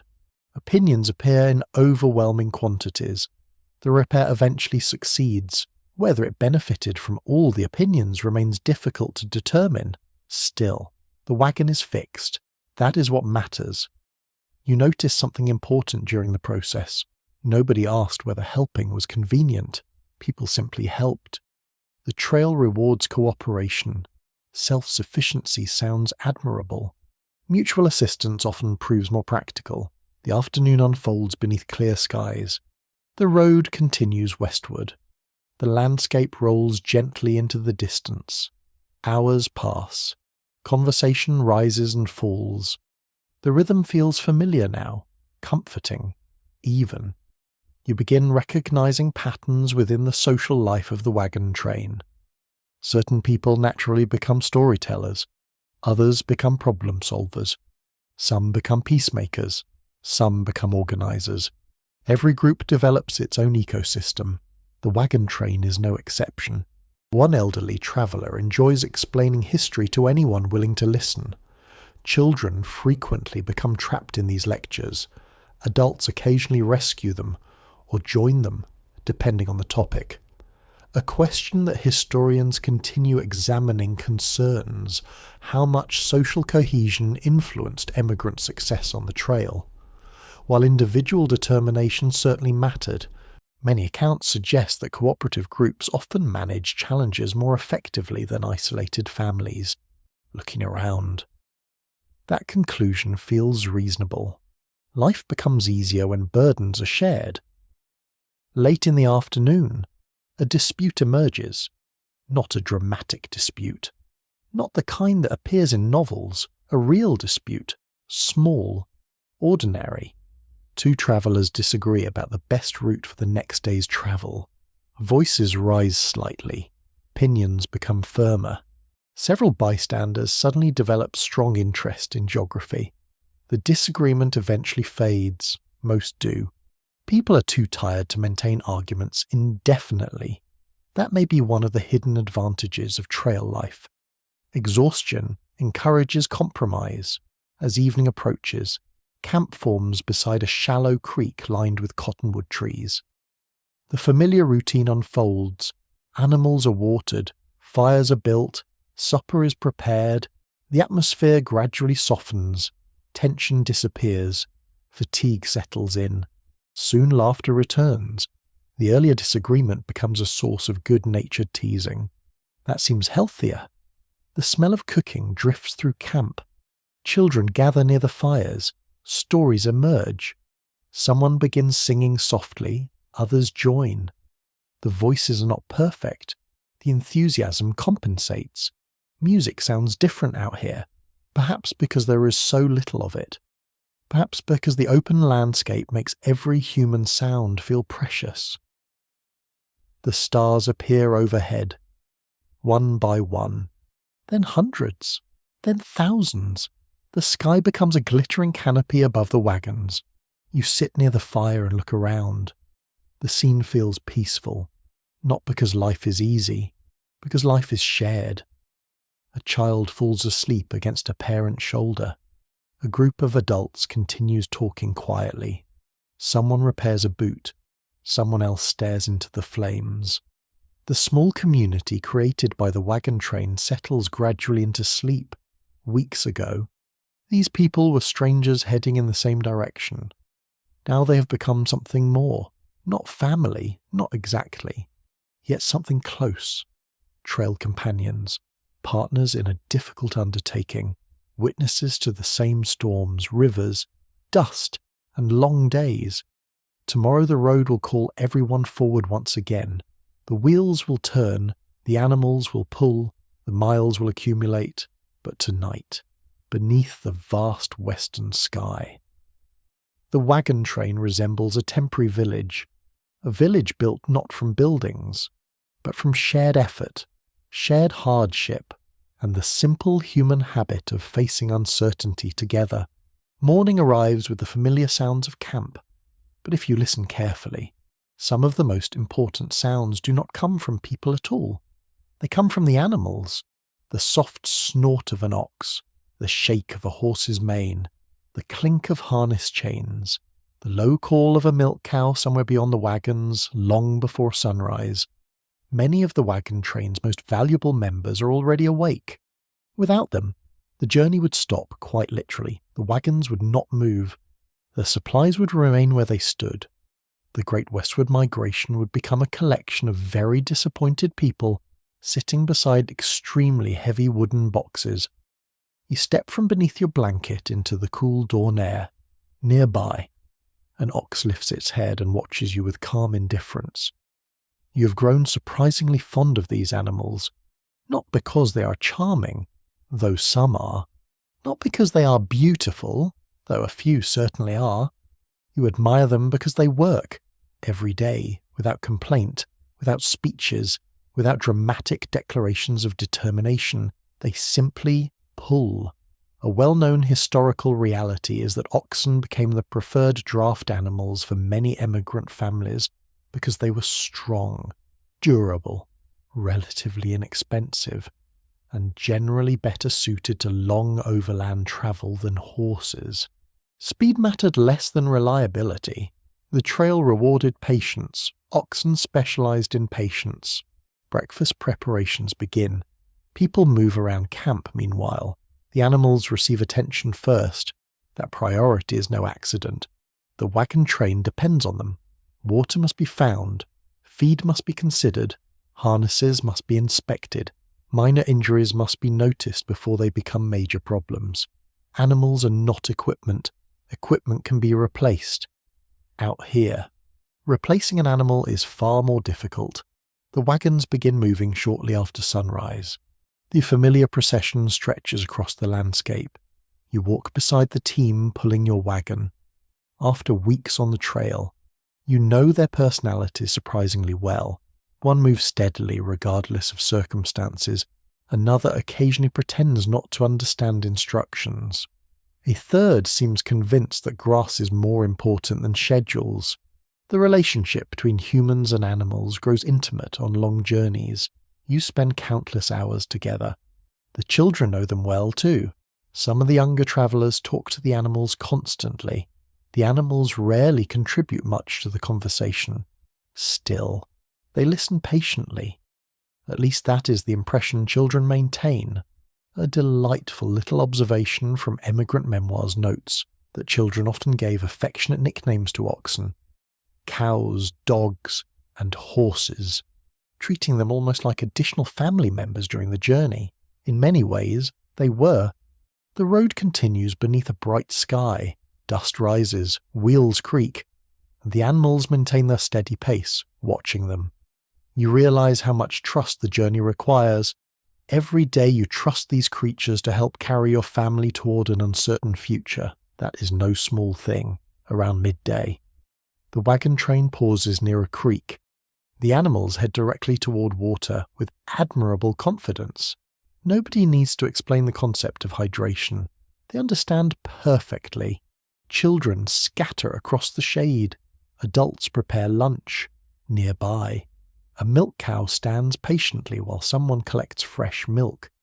The sight feels almost domestic, almost ordinary. Then you remember that this ordinary moment is occurring hundreds of miles from home. The trail has a remarkable ability to make unusual circumstances feel normal. As lunch concludes, one of the wagon train's dogs begins enthusiastically chasing something invisible. Perhaps a rabbit, perhaps a squirrel, perhaps a personal ambition known only to dogs. Several children cheer him on. The dog appears delighted with the attention. Dogs occupy an interesting role in trail life. Part companion, part alarm system, part entertainer. Entirely convinced they are essential. To be fair, they often are. The afternoon unfolds peacefully. The animals continue their work. The road stretches endlessly ahead. You notice signs of fatigue among some teams, not serious, just the accumulation of effort. Weeks of pulling heavy loads leave marks. People watch carefully. Healthy animals represent security. Unhealthy animals represent uncertainty. That reality keeps everyone attentive. Many scholars remain divided on how heavily emigrant success depended upon animal management compared with other factors such as weather, planning, or luck. What seems clear is that losing draft animals could dramatically complicate a family's chances of reaching its destination. You do not need an academic debate to appreciate the point. One glance at a loaded wagon explains everything. The afternoon sun gradually softens. Golden light spreads across the prairie. Then an unexpected moment interrupts the routine. One horse refuses to cooperate, not permanently, not dramatically. It simply decides that moving forward is no longer a priority. Its owner argues politely. The horse remains unconvinced. Additional persuasion is attempted. The horse maintains its position. Several observers offer advice. Most of the advice appears directed more toward entertaining nearby listeners than solving the actual problem. Eventually, the horse changes its mind or becomes bored. The journey continues. The incident provides conversation material for the remainder of the day. Animals, like people, sometimes create memorable stories. Toward evening, camp forms beside a broad grassy area. The animals seem almost as pleased to stop as the humans. Harnesses come off. Water is provided. The atmosphere relaxes immediately. Children run toward favourite animals. Some help with chores. Others simply enjoy companionship. A girl sits beside a milk cow and talks quietly. The cow offers no visible response. The conversation continues anyway. The scene feels strangely peaceful. The fire is lit, supper is prepared, the sky deepens into shades of orange and purple. Nearby, animals graze contentedly. Their silhouettes stand against the fading light.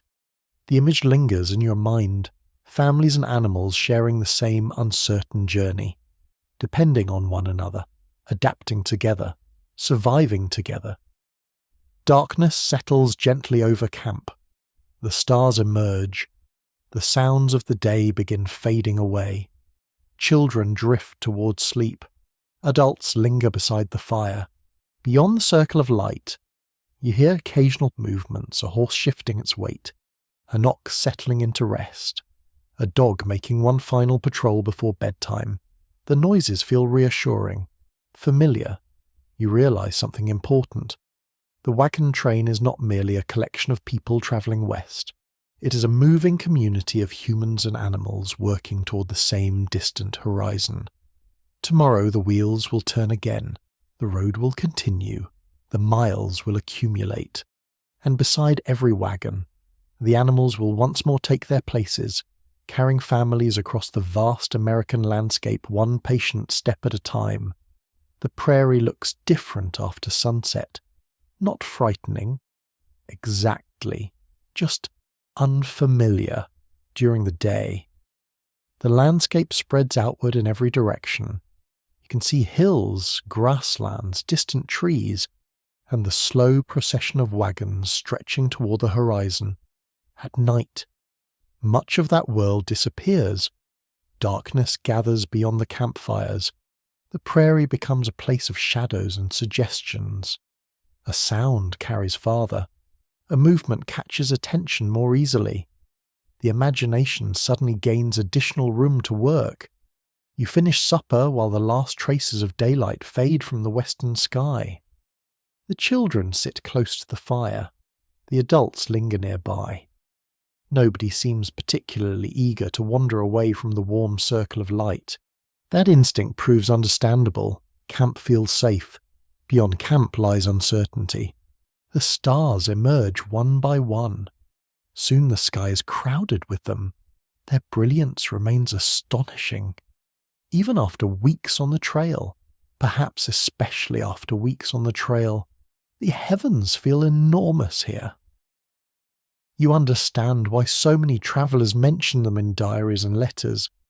The night sky becomes a companion, a constant presence above every camp. A documented feature of many wagon trains was the use of night watches, especially in areas where livestock might wander off or where travellers worried about theft, weather, or other unexpected problems. Someone always remains alert. Someone always listens while others sleep. Tonight. Several adults draw watch responsibilities. Nobody seems thrilled about the assignment, yet nobody refuses. The work matters. A wandering ox can create significant trouble. A missing horse can create even more. You sit beside the fire and listen to the sounds of evening. Children whisper sleepily beneath blankets. A nearby kettle rattles softly. Animals graze in the darkness beyond the wagons. Occasionally a harness chain clinks. The noises are ordinary, comfortingly ordinary. Then a coyote howls somewhere far away. Every head lifts immediately. The sound drifts across the prairie, lonely, beautiful, slightly eerie. The children react with predictable enthusiasm. Some are fascinated, some are nervous. One little boy immediately claims he would personally defeat any coyote that approached camp. His confidence exceeds both his size and his practical experience. The adults smile politely. A charming bit of trail folklore mentions children frequently inventing dramatic stories about animals lurking just beyond camp. Wolves became giant monsters. Coyotes became legendary hunters. Rabbits occasionally acquired suspiciously impressive abilities. Darkness encourages creativity, especially among young minds. The fire crackles, sparks drift upward, the air cools steadily. People pull blankets tighter around their shoulders. The conversation becomes quieter, more reflective. Night encourages reflection, perhaps because there are fewer distractions, perhaps because the stars inspire it. You find yourself thinking about home again, not constantly. The trail has reduced those moments somewhat, yet certain evenings bring memories back unexpectedly. A familiar smell, a particular song, a certain arrangement of stars. The journey west never completely replaces the past. It simply layers new experiences over old ones. Eventually, families begin settling down for sleep. Children disappear beneath blankets. Adults organize bedding. The wagons stand silent beneath the stars. The transformation happens quickly. Only minutes ago, the camp was filled with voices. Now most of those voices are gone. Sleep arrives efficiently after long days of walking. You lie down and listen. The prairie possesses its own nighttime music. Wind moving through grass, distant animal calls, the occasional creak of wagon wood adjusting to cooler temperatures. The sounds feel strange at first, then familiar, then comforting. Many researchers continue examining how emigrants perceived danger at night compared with actual risks they faced. Personal accounts often reveal that people worried about threats they could hear but not see, while many real dangers were far more mundane and practical. Human beings have always had active imaginations after dark. You understand the tendency.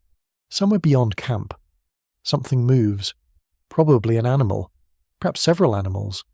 Nothing unusual. Still, you listen carefully. Everyone does. A snapping twig sounds louder at night.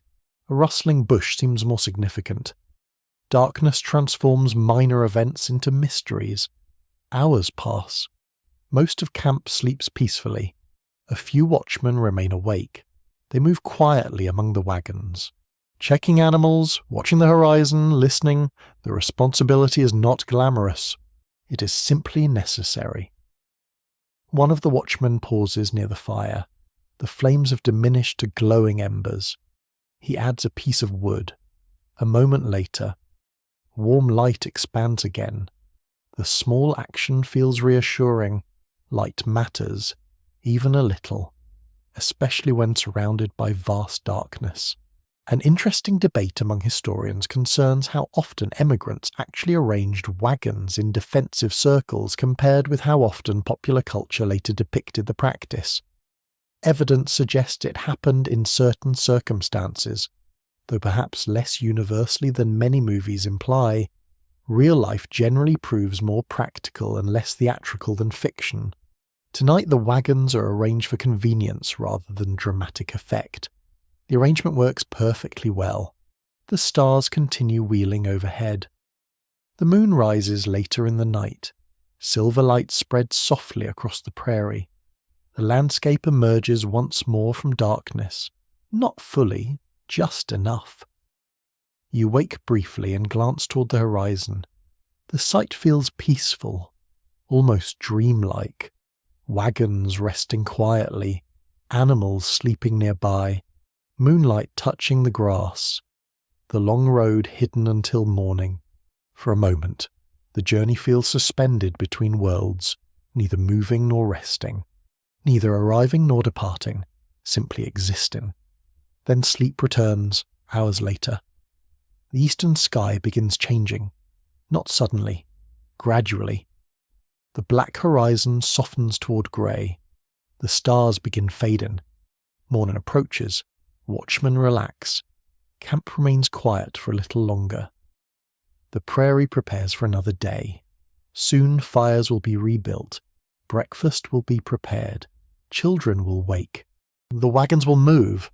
But for now, in these final moments before dawn, the camp rests beneath a sky that is no longer night and not yet morning. A brief pause, a quiet breath. A peaceful interval between one day of the journey and the next. Morning returns gently. The eastern horizon glows pale gold. Camp awakens in stages. First the watchmen, then the adults responsible for breakfast, then the children, who somehow manage to appear both exhausted and energetic at exactly the same time. The familiar routine unfolds beneath clear skies. Fires crackle, coffee simmers, blankets are folded, animals are prepared for another day. Soon the wagon train begins moving once again. The road stretches westward, carrying everyone deeper into unfamiliar territory. Yet the journey is not only about landscapes, it is also about people. People encountered briefly, people remembered for years, people whose paths cross yours for a few minutes or a few days before diverging forever. The trail functions almost like a moving river. Travellers flow in different directions. Some head west, some head east. Some pause temporarily. Others vanish over the horizon. Each encounter adds another thread to the story. The morning passes peacefully. The wheels creak. The animals pull steadily. Children search for interesting objects beside the trail. Adults discuss distances and supplies. Then, near midday, figures appear ahead. At first they are only small shapes against the landscape. Gradually details emerge. Travellers, several wagons, a handful of riders, people heading the opposite direction. The sight immediately attracts attention. News is valuable on the frontier. Anyone coming from farther west possesses information, and information can be almost as important as food. A historical reality of overland travel is that emigrants frequently exchange news, trail conditions, weather reports, and advice with travellers moving in the opposite direction. Such encounters could influence decisions and expectations for weeks afterward. The two groups slow as they approach one another. Greetings are exchanged. Questions follow almost immediately. How are the river crossings? How far to the next good campsite? What is the weather ahead? Have you seen large herds nearby? The conversation expands rapidly. Everyone wants information. Everyone has questions. One traveller describes conditions farther west. Another shares observations about recent weather. The exchange feels practical and urgent. The trail rewards knowledge. Children, meanwhile, are interested in entirely different matters. They examine unfamiliar wagons, observe unfamiliar animals, study unfamiliar faces. Young curiosity remains wonderfully consistent as the groups continue talking. One elderly traveller produces a small musical instrument and plays a brief tune. The performance lasts less than a minute, yet it draws smiles from nearly everyone nearby. A memorable detail recorded in several trail accounts mentions musicians occasionally providing entertainment during long journeys. A fiddle, harmonica, or simple flute could transform an ordinary evening into a cherished memory. Music travels lightly. Its effects travel even farther. Eventually the wagon trains continue on their separate paths. The encounter ends. The information remains. People discuss it for hours afterward. Every new detail feels important. Every rumour receives careful consideration. The road unfolds beneath a warm afternoon sky. A few hours later, another meeting occurs. This time the travellers are not emigrants. They are traders. Their animals carry goods. Their clothing differs slightly from yours. Their experiences certainly do. Brief conversations begin. Information changes hands. Stories change hands. The frontier contains many worlds overlapping one another. Fur traders, settlers, soldiers, guides, missionaries, merchants, explorers. Each group views the landscape differently, yet all occupy the same roads. You listen carefully as the traders describe distant places. Some of those places sound almost mythical. Mountain passes, remote forts, river valleys, settlements scattered across enormous distances. The West remains mysterious, even for people already travelling through it. The afternoon continues. Then another encounter appears, this one more significant. A small indigenous community can be seen in the distance. The wagon train slows, conversations become quieter, attention sharpens. For many emigrants, Such encounters represented moments of uncertainty because they often possessed limited first-hand knowledge and relied heavily on rumours. The reality proved far more varied than popular stories sometimes suggest. Trade occurred, conversations occurred, assistance sometimes occurred, misunderstandings also occurred. The frontier was a place of human complexity. You observe the interaction carefully. People exchange greetings, some goods are traded. Communication proceeds through a mixture of language, gestures, experience, and patience. The atmosphere remains calm. Children watch everything with fascination. To them, nearly every encounter feels like an adventure. Scholars continue discussing how emigrants and indigenous peoples perceived one another during westward expansion, since experiences varied enormously across regions, time periods, and individual circumstances. The historical reality resists simple summaries. Human relationships usually do. The encounter remains peaceful. Eventually both groups continue their separate journeys. The prairie once again becomes the dominant feature of the day. Yet the meeting lingers in your thoughts. Every traveller carries stories. Every traveller sees the same landscape differently. As evening approaches, camp forms near a grove of trees. The familiar routine begins. Animals are watered, fires are lit, supper is prepared. The children immediately begin reenacting the day's encounters. Their versions become increasingly imaginative. By the third retelling, nearly everyone they met possessed heroic qualities, or mysterious powers, or both. Historical accuracy is not the primary objective. The adults sit nearby and smile. The sky deepens into rich shades of orange and purple. Smoke drifts upward through still air. The atmosphere feels peaceful. Someone shares news gathered earlier in the day. Others add details. Information continues circulating through camp.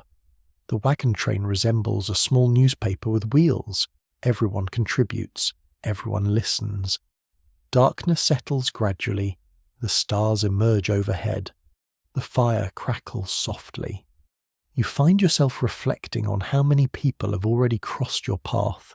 Faces remembered clearly, faces already forgotten, people moving east, people moving west, people building lives in places you may never see again. The road connects all of them, not permanently, just briefly. Long enough for stories to be exchanged, long enough for advice to be shared, long enough for strangers to remind one another that they are not alone in the vastness of the frontier. The camp grows quieter. Children drift towards sleep. Adults linger beside fading fires, somewhere beyond the darkness. Other travellers are likely making camp as well, other families, other wagons, other stories, all moving beneath the same stars, all following different roads toward different futures, and tomorrow, as the sun rises once more, the great flow of people across the continent will continue. The wagon does not care about your plans. This is one of the most important lessons the trail teaches. You may have a schedule. You may have carefully calculated distances. You may have estimated how far the wagon train will travel this week. The wagon remains entirely indifferent. It is a machine made of wood, iron, leather, and stubborn practicality. Eventually, something will break. The only uncertainty involves timing. This morning begins peacefully enough. The sky is clear. The air feels cool and pleasant. Camp awakens with its usual efficiency. Breakfast is prepared, animals are harnessed, children are located, which continues to require more effort than locating nearly anything else. The wagon train begins moving shortly after sunrise. The road stretches westward. Dust rises behind the wheels. The familiar rhythm returns. For several hours, everything proceeds smoothly, almost suspiciously smoothly. Experienced travellers know better than to trust such perfection. The trail enjoys surprises. Sure enough, the surprise arrives shortly before midday. A sharp cracking sound echoes through the line of wagons. Every head turns. The wagon train slows, then stops. One of the wagons has developed a problem. Not a catastrophic problem, at least not yet. A wheel component has failed. The wagon leans awkwardly. Its owner studies the damage with an expression that combines concern, frustration, and resignation. Apparently the wagon has decided today is repair day. A basic but important historical truth is that wagon maintenance occupied a major portion of overland travel. Families routinely repaired wheels, axles, harnesses, wagon covers, and countless smaller components during the journey. The road constantly tested equipment. The road usually won eventually. You walk over with several others. This is another familiar pattern. Whenever something breaks, observers appear immediately. Advice appears even faster, within minutes. A small crowd has assembled. Everyone has suggestions. Some suggestions are useful.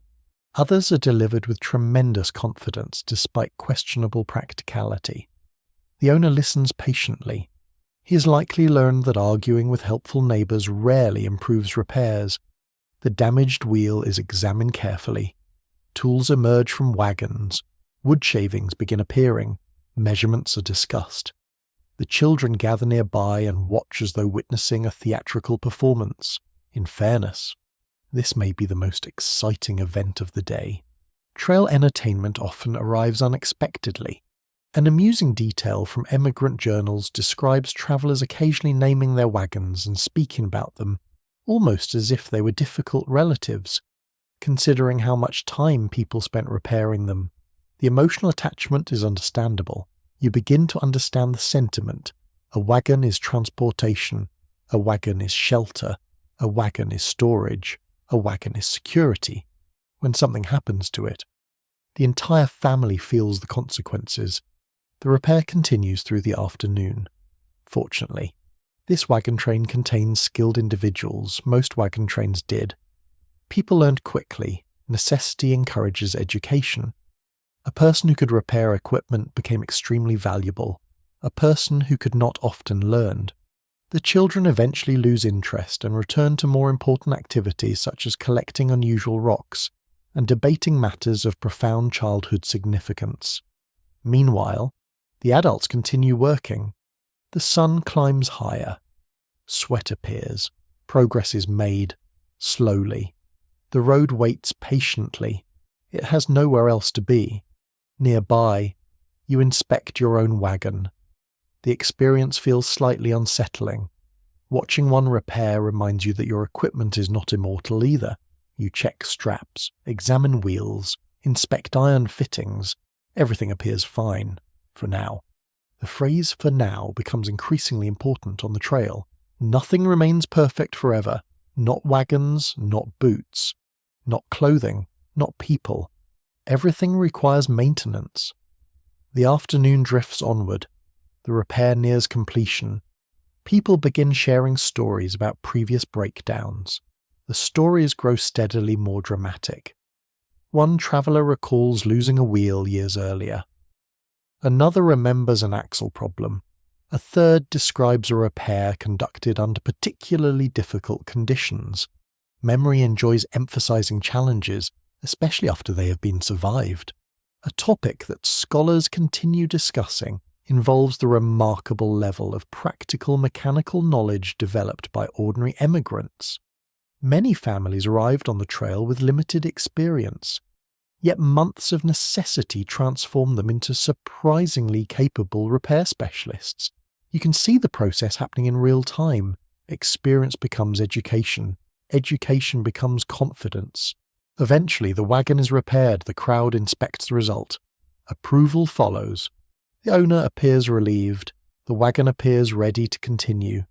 The children seem slightly disappointed that the excitement has ended.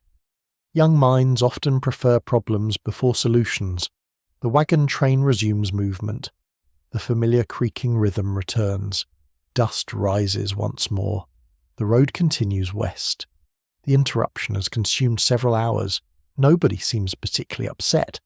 Delays are part of trail life. Complaining about them rarely improves the situation. As evening approaches, camp is established near a small grove. The atmosphere feels relaxed, perhaps because the repair succeeded. Success creates its own form of comfort. The smell of supper drifts through camp. Voices mingle with the crackling of fires. Children retell the repair story with impressive enthusiasm. Their version includes considerably more danger and heroism. The actual mechanics receive legendary status. No one corrects the narrative. A little admiration never hurts. After supper, attention turns towards smaller maintenance tasks. A shirt is mended, a harness is adjusted, a boot receives repair. The scene resembles a moving workshop. Every family works constantly to keep possessions functional. The trail rewards preparation. It also rewards persistence. You sit beside the fire and inspect a small piece of equipment. Nothing serious, just routine maintenance. The work feels oddly satisfying, perhaps because it creates a sense of control. You cannot control weather, you cannot control rivers, you cannot control distance, but you can repair a strap, you can strengthen a buckle, you can prepare for tomorrow. The stars appear overhead, the firelight flickers across wagon covers. Nearby, repaired equipment rests quietly, ready for another day. The camp gradually settles into silence. Children drift towards sleep. Adults finish their final tasks. The road lies hidden in darkness beyond the firelight. Tomorrow it will bring new miles, perhaps new problems, almost certainly new problems. That is simply how the trail works. Yet tonight, the wagons stand ready. The wheels remain intact, the harnesses hold, the journey continues, and sometimes, on the long road west, that is all anyone can ask for. The prairie seems endless. You have felt this before. Yet today the feeling arrives with unusual strength. The land stretches outward beneath an enormous sky. Grass ripples in the wind like waves on a green sea. The horizon remains stubbornly distant. No matter how many miles you travel, it appears determined to stay exactly where it is. The wagon train moves steadily west. The wheels turn, the animals pull, the people walk. The routine continues. Yet something about the landscape has changed. Not physically, emotionally. You are deep within the Great Plains now. Distance itself feels different here. At home. Distance often meant a town several miles away. A neighbouring farm, a familiar road. Out here, distance becomes an entirely different concept. You can look toward the horizon for hours and still never reach it. The scale of the land reshapes your thinking. Morning sunlight spreads across the grasslands. The sky appears impossibly large. Clouds drift overhead, casting moving shadows across the prairie. The effect is beautiful and occasionally overwhelming. The children remain fascinated. They discover shapes in the clouds, invent stories about distant hills, compete to spot landmarks first. Adults tend to focus more on practical concerns: water, supplies, weather. The younger travellers still possess the luxury of imagination. A frequently noted fact about the Great Plains is that many emigrants were astonished by their sheer size. Travellers accustomed to forests, towns, and farms often struggled to comprehend the vast open spaces stretching across the centre of North America. You understand their reaction completely. The prairie feels limitless. There are moments when you could almost believe the world contains nothing else. No cities, no oceans, no mountains, just grass and sky. The wagon train continues. Hours pass, the scenery changes subtly. A creek here, a grove of trees there, perhaps a low ridge in the distance. Every variation attracts attention. The human mind craves landmarks.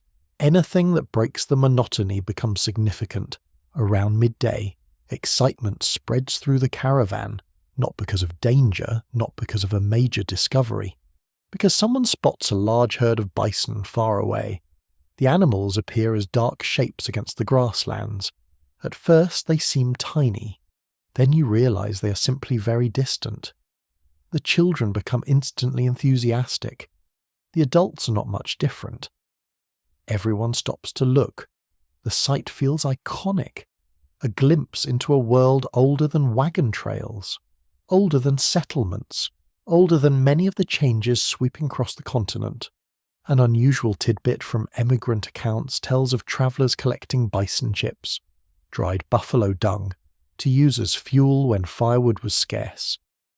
The practice sounds odd to modern ears, but necessity often encourages creativity. The prairie teaches flexibility. Very little goes to waste. The wagon train resumes movement. The bison gradually disappear into the distance, yet the excitement remains. Sometimes a single interesting sight can brighten an entire day. The afternoon unfolds beneath warm sunshine. The road stretches endlessly onward. Dust rises beneath boots. The familiar sounds accompany every mile. Harness chains, creaking wheels, children talking, wind moving through grass. The rhythm becomes almost hypnotic. You find yourself thinking less about individual days and more about the larger journey. How far have you come? How far remains? The answers feel difficult to measure. The trail transforms time in strange ways. Weeks disappear, yet individual afternoons can feel remarkably long. Several travellers begin discussing the future. The conversation drifts from wagon to wagon. What kind of land awaits? What crops might grow there? What homes might eventually be built? The destination remains distant. Still, people enjoy imagining it. Hope travels west alongside the wagons.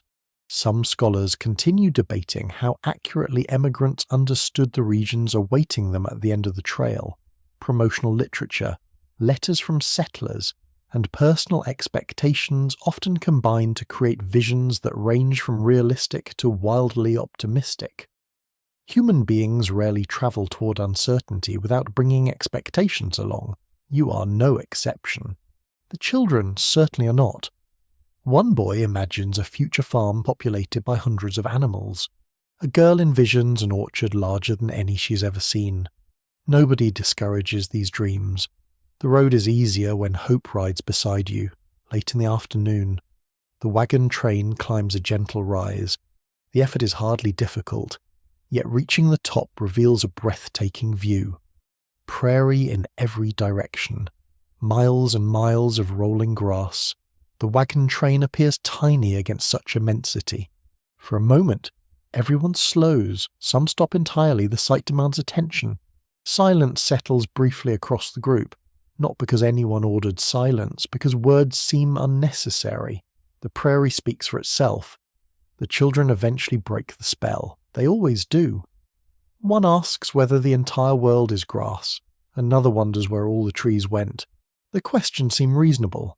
The prairie continues, offering very little evidence to the contrary. As evening approaches, sunlight turns golden, the grass glows. Long shadows stretch across the landscape. The wagon train resembles a moving painting. Dust hangs in the warm air. Animals continue their steady work. The destination remains far away, yet progress is undeniable. 1 mile, then another, then another. Camp is established beside a small stream. People seem relieved to see water. Water always improves morale. Animals drink eagerly. Children splash enthusiastically. Adults pretend not to envy them. The familiar evening routine unfolds. Fires are built, supper is prepared, stories are shared, the sky deepens toward orange, purple, and finally blue. The stars begin appearing overhead. You sit beside the fire and look west. The horizon has disappeared into darkness. Tomorrow it will return. The prairie will return. The endless distances will return. And somehow, despite their enormity, you will continue crossing them. That may be one of the greatest achievements of the families who travelled west. Not dramatic heroics, not grand speeches, simple persistence, the willingness to keep walking across landscapes so vast they seemed impossible. The fire crackles softly. Children drift towards sleep, the stars brighten overhead, and beyond the circle of firelight, the great plains stretch endlessly into the night, waiting patiently for another day of wagons, wheels, and dreams moving westward beneath the open sky. For weeks, the mountains have existed mostly as stories. People talked about them around campfires. Travellers moving east mentioned them. Guides described them. Maps hinted at them. The mountains felt distant, almost imaginary. Now they're real. You see them first in the morning light, not close. Not yet. But unmistakable. Dark shapes resting against the western horizon. At first, they seem like clouds. Then the sunlight shifts. The outlines sharpen. The peaks remain. A murmur spreads through the wagon train. People point. Children stare. Even the animals seem to attract more attention than usual, though that may simply be human projection. After so many miles of prairie, the sight feels extraordinary. The mountains have finally arrived. Or perhaps more accurately, you have finally arrived at the mountains. Breakfast is eaten with unusual excitement. Conversations revolve around little else. Everyone studies the distant peaks. Some travellers appear thrilled, others appear concerned. Most seem both thrilled and concerned simultaneously. That reaction feels sensible. The mountains represent progress. The mountains also represent work. The road begins shortly after sunrise. The wagons move westward. With every passing hour, the peaks become more distinct. Their snowy summits catch sunlight. Their lower slopes appear blue and grey.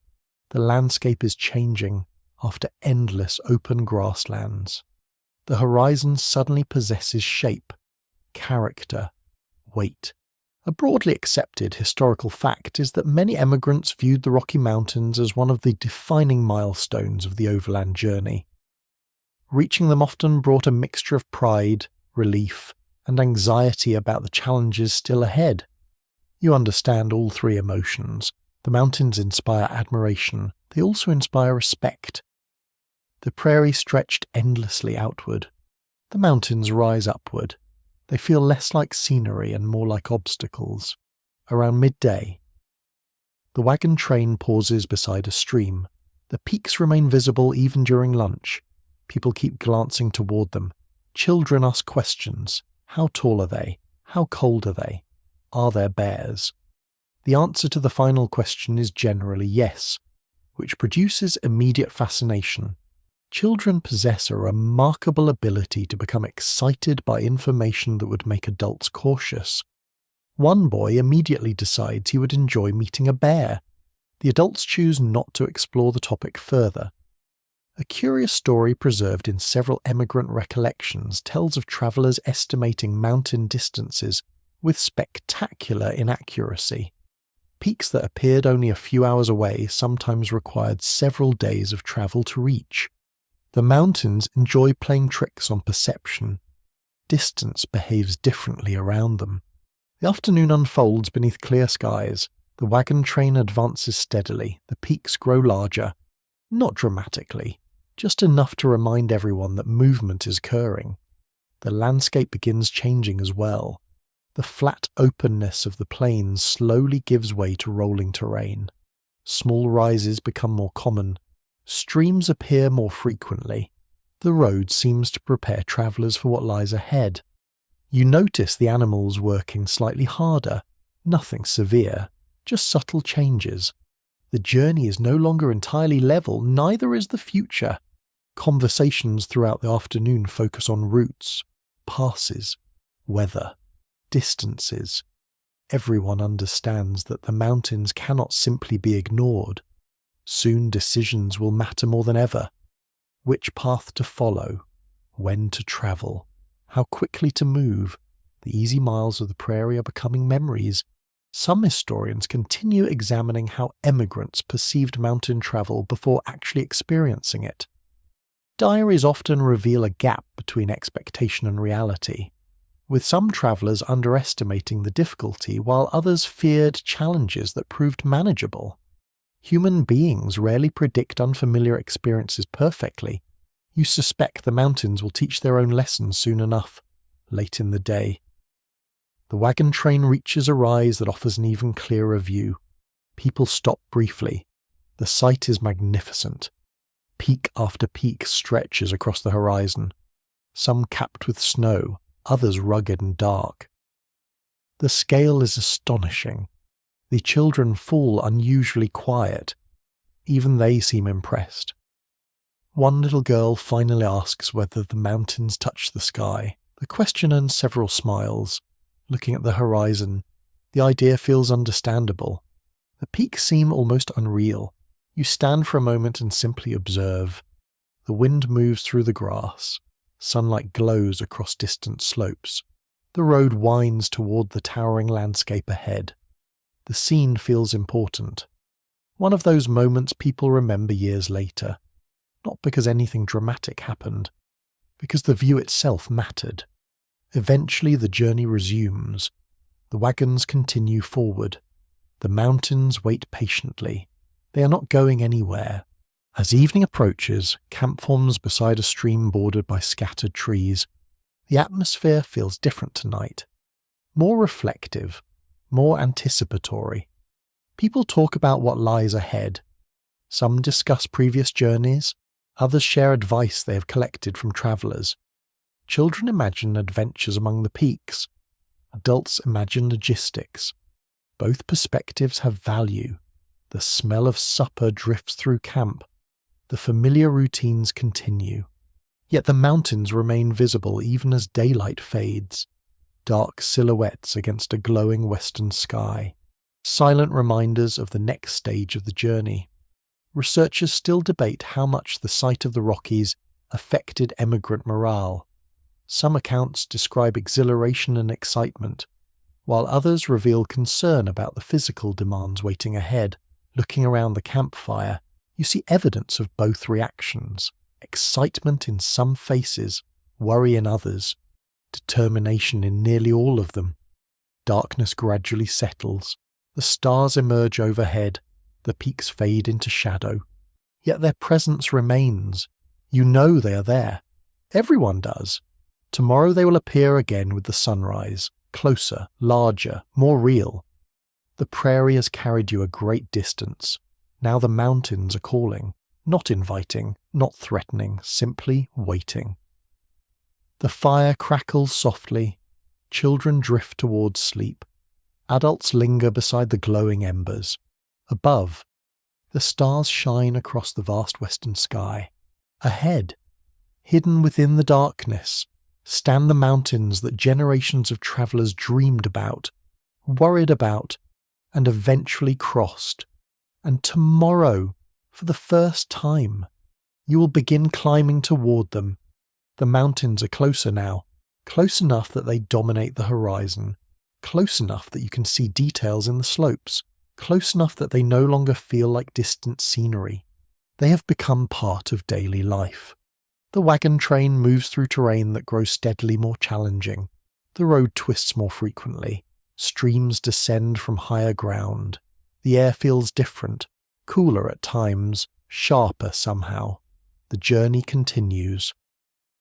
Yet a more serious mood has settled over the travellers. Not because anyone has given bad news, not because disaster has struck, simply because the trail itself is changing. The closer you come to the mountains, the more reminders you encounter. Reminders that many people have travelled this road before, and reminders that not all of them completed the journey. Morning begins quietly. The camp awakens beneath pale sunlight. Breakfast is prepared. Animals are harnessed. Children chase away lingering sleep. The familiar routine continues, yet today you notice something beside the road. At first glance it appears insignificant. A broken chair, weathered wood, nothing remarkable. Then you notice another object farther ahead, a damaged crate, then an abandoned barrel, then several more items scattered across the landscape. The trail is leaving clues. Travellers before you faced difficult choices. The evidence remains. A commonly accepted historical observation is that emigrants frequently abandoned possessions as the journey progressed. Heavy furniture, extra tools, trunks, and countless household items were often discarded when weight became a greater burden than value. The sight feels strangely emotional. Someone once considered that chair important. Someone once packed that barrel carefully. Someone once believed those possessions necessary. Now they rest beside the road, silent, weathered, forgotten by most. The children examine some of the abandoned objects with fascination. To them, every discovery resembles buried treasure. Adults see something different. Adults see decisions, sacrifices, adaptation. The road continues upward. The mountains loom larger. The wagon train presses forward steadily.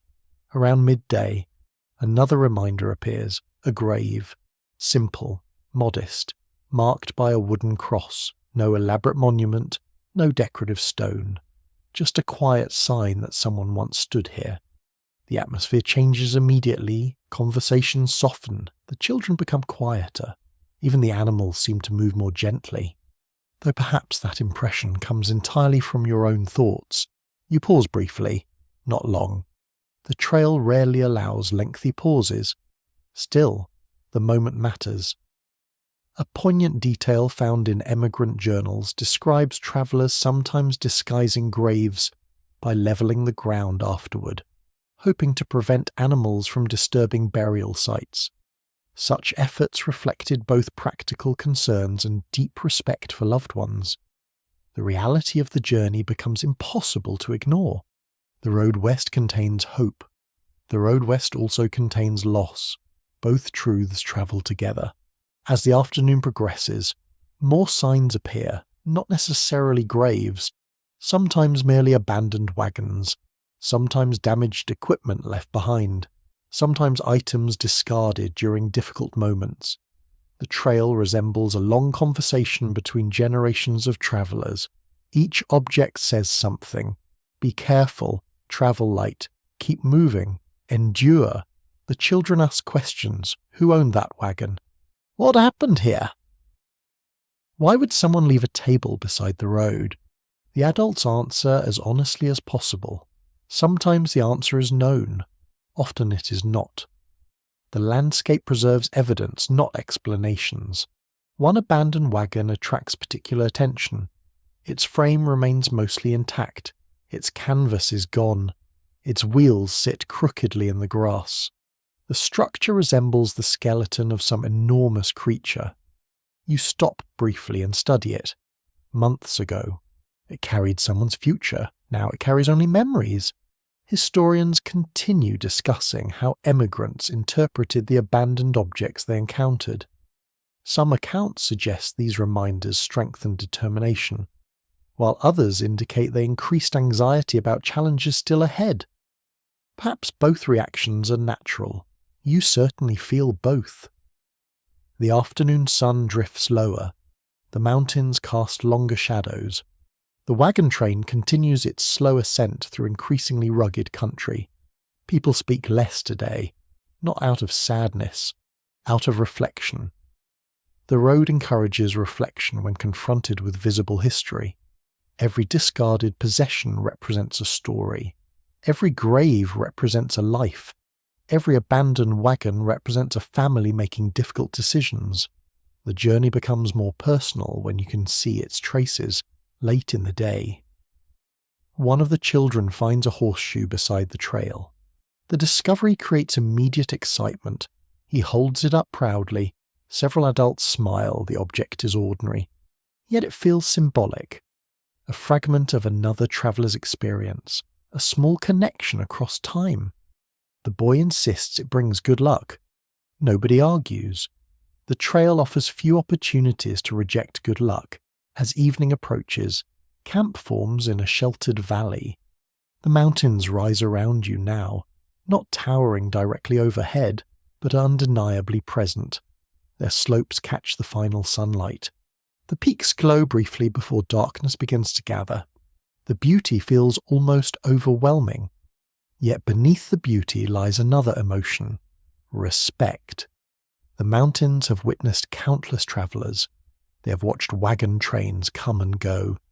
They have seen hopes fulfilled and hopes abandoned. The campfire crackles softly. Supper is prepared.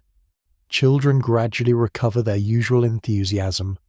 That may be one of childhood's greatest gifts, the ability to acknowledge serious moments without remaining trapped inside them. Adults continue discussing the day's discoveries. The abandoned wagon, the grave, the objects beside the road.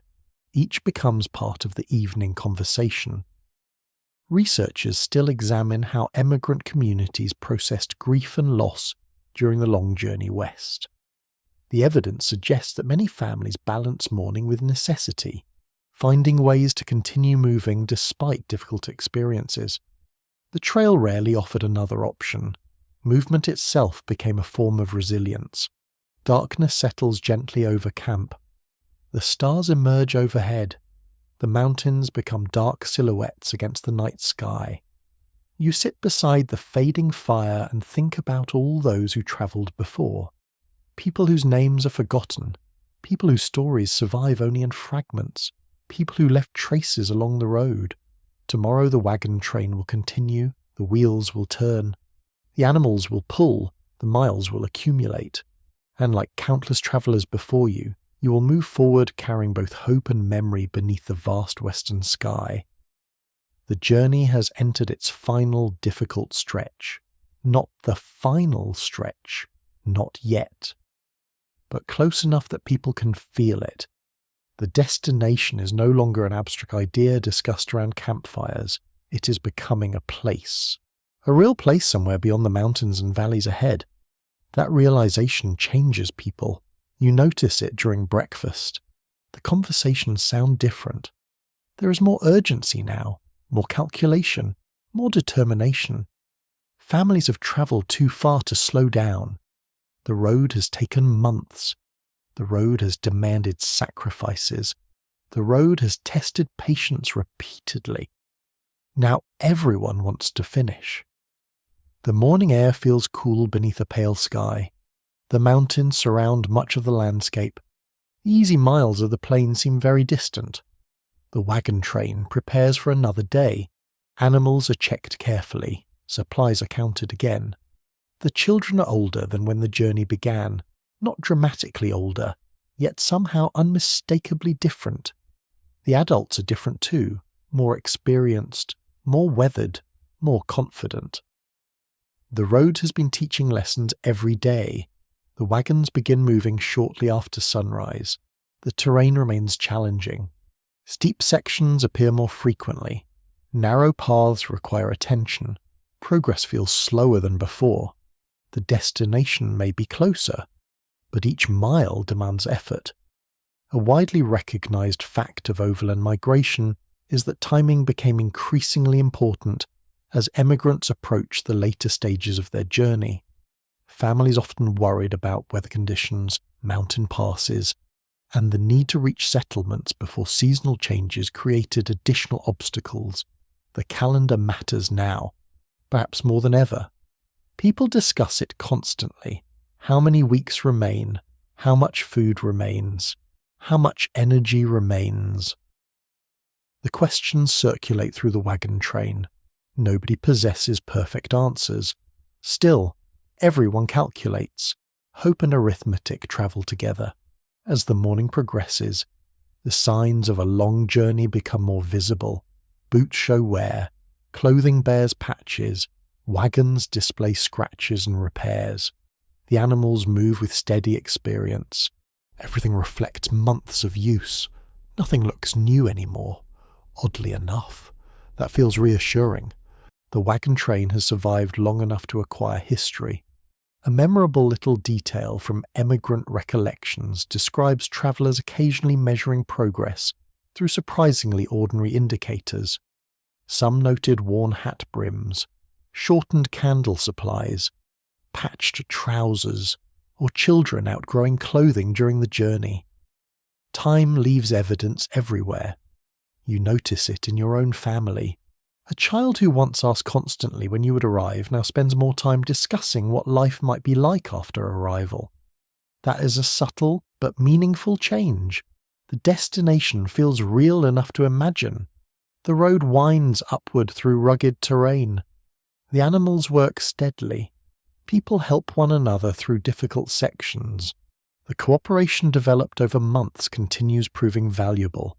Nobody needs long explanations anymore. Everyone understands what must be done. A wagon requires assistance. People help. An animal needs attention. People help. The habits of community have become second nature. Around midday, the wagon train pauses near a mountain stream. The water rushes over stones. The sound feels refreshing. The children immediately move closer. Adults immediately remind them to be careful. The traditional balance of family life remains intact. Lunch is simple. The supplies are noticeably reduced now, not alarmingly reduced, just visibly smaller. The sight reinforces the urgency many people feel. The journey needs to end eventually. Fortunately, it will. The destination grows nearer with every mile.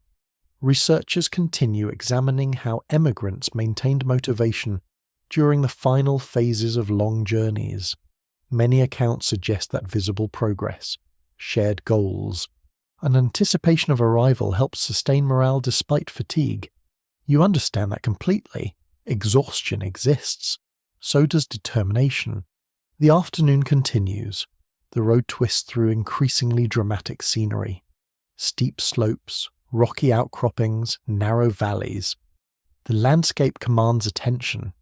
The children point constantly. Adults do the same, though sometimes with slightly more dignity. Sometimes. The wagon train rounds a bend. A broad valley opens ahead. The sight draws immediate reactions, not because it marks the end, because it feels like progress. Every new view becomes meaningful now. Every milestone matters. People begin talking about future plans again. Houses, fields, gardens, livestock, schools, churches. The conversations sound more concrete than before, less dreaming, more planning. The future is beginning to take shape. Some scholars continue debating how accurately emigrants remembered the emotional stages of their journeys when writing later memoirs. Memory often compresses time, emphasizing dramatic moments while smoothing over long periods of routine. Yet one theme appears consistently. The closer people came to their destination, the more intensely they imagined the life awaiting them. The afternoon sun casts long shadows across the mountains. The wagon train continues moving, slowly, steadily, persistently. That word seems appropriate. Persistence, not speed, not strength. Persistence. The journey west rewards those who keep going. Eventually camp is established beside a sheltered meadow. The location feels peaceful. A stream winds through the grass. Trees provide shade. The mountains rise around the valley. The beauty almost feels intentional, as though the landscape has decided to offer encouragement. The evening atmosphere is unusually optimistic. People seem tired, very tired, yet hopeful. Perhaps more hopeful than they have been in weeks. Supper is prepared. Conversations continue long after the meal ends. The children listen to discussions about future homes, future farms, future lives. The ideas sound exciting. The adults seem to think so too. Darkness settles gently over the valley. Stars appear overhead. The familiar campfire glow spreads across the wagons. You sit beside the fire and reflect on the road behind you. The rivers, the storms, the dust, the repairs, the long days, the endless walking. All of it feels both recent and distant. The journey has become part of who you are. Tomorrow the wagon train will move again. The destination remains ahead. Not yet reached. Not yet earned completely, but closer than ever before. The final push has begun. And beneath the stars, surrounded by mountains and hope, you can almost feel the future waiting just beyond the next horizon. You do not arrive all at once. That is perhaps the first surprise. After months of imagining the destination, you might expect a dramatic moment, a grand reveal, a sudden appearance of paradise beyond a hill. Reality proves gentler, more gradual, more believable. The morning begins like many others.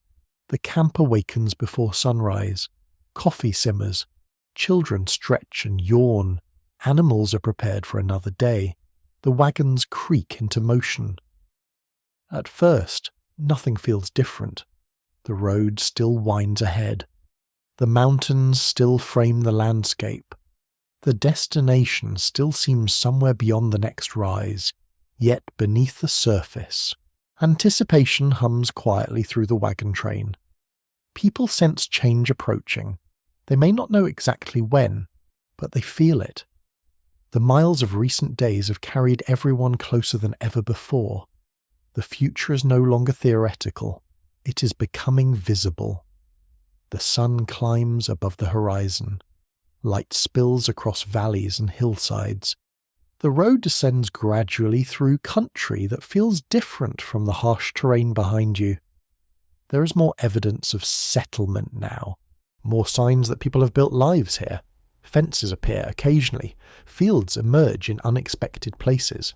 Small structures can be seen in the distance. Each sight creates excitement, not wild excitement, something quieter, relief.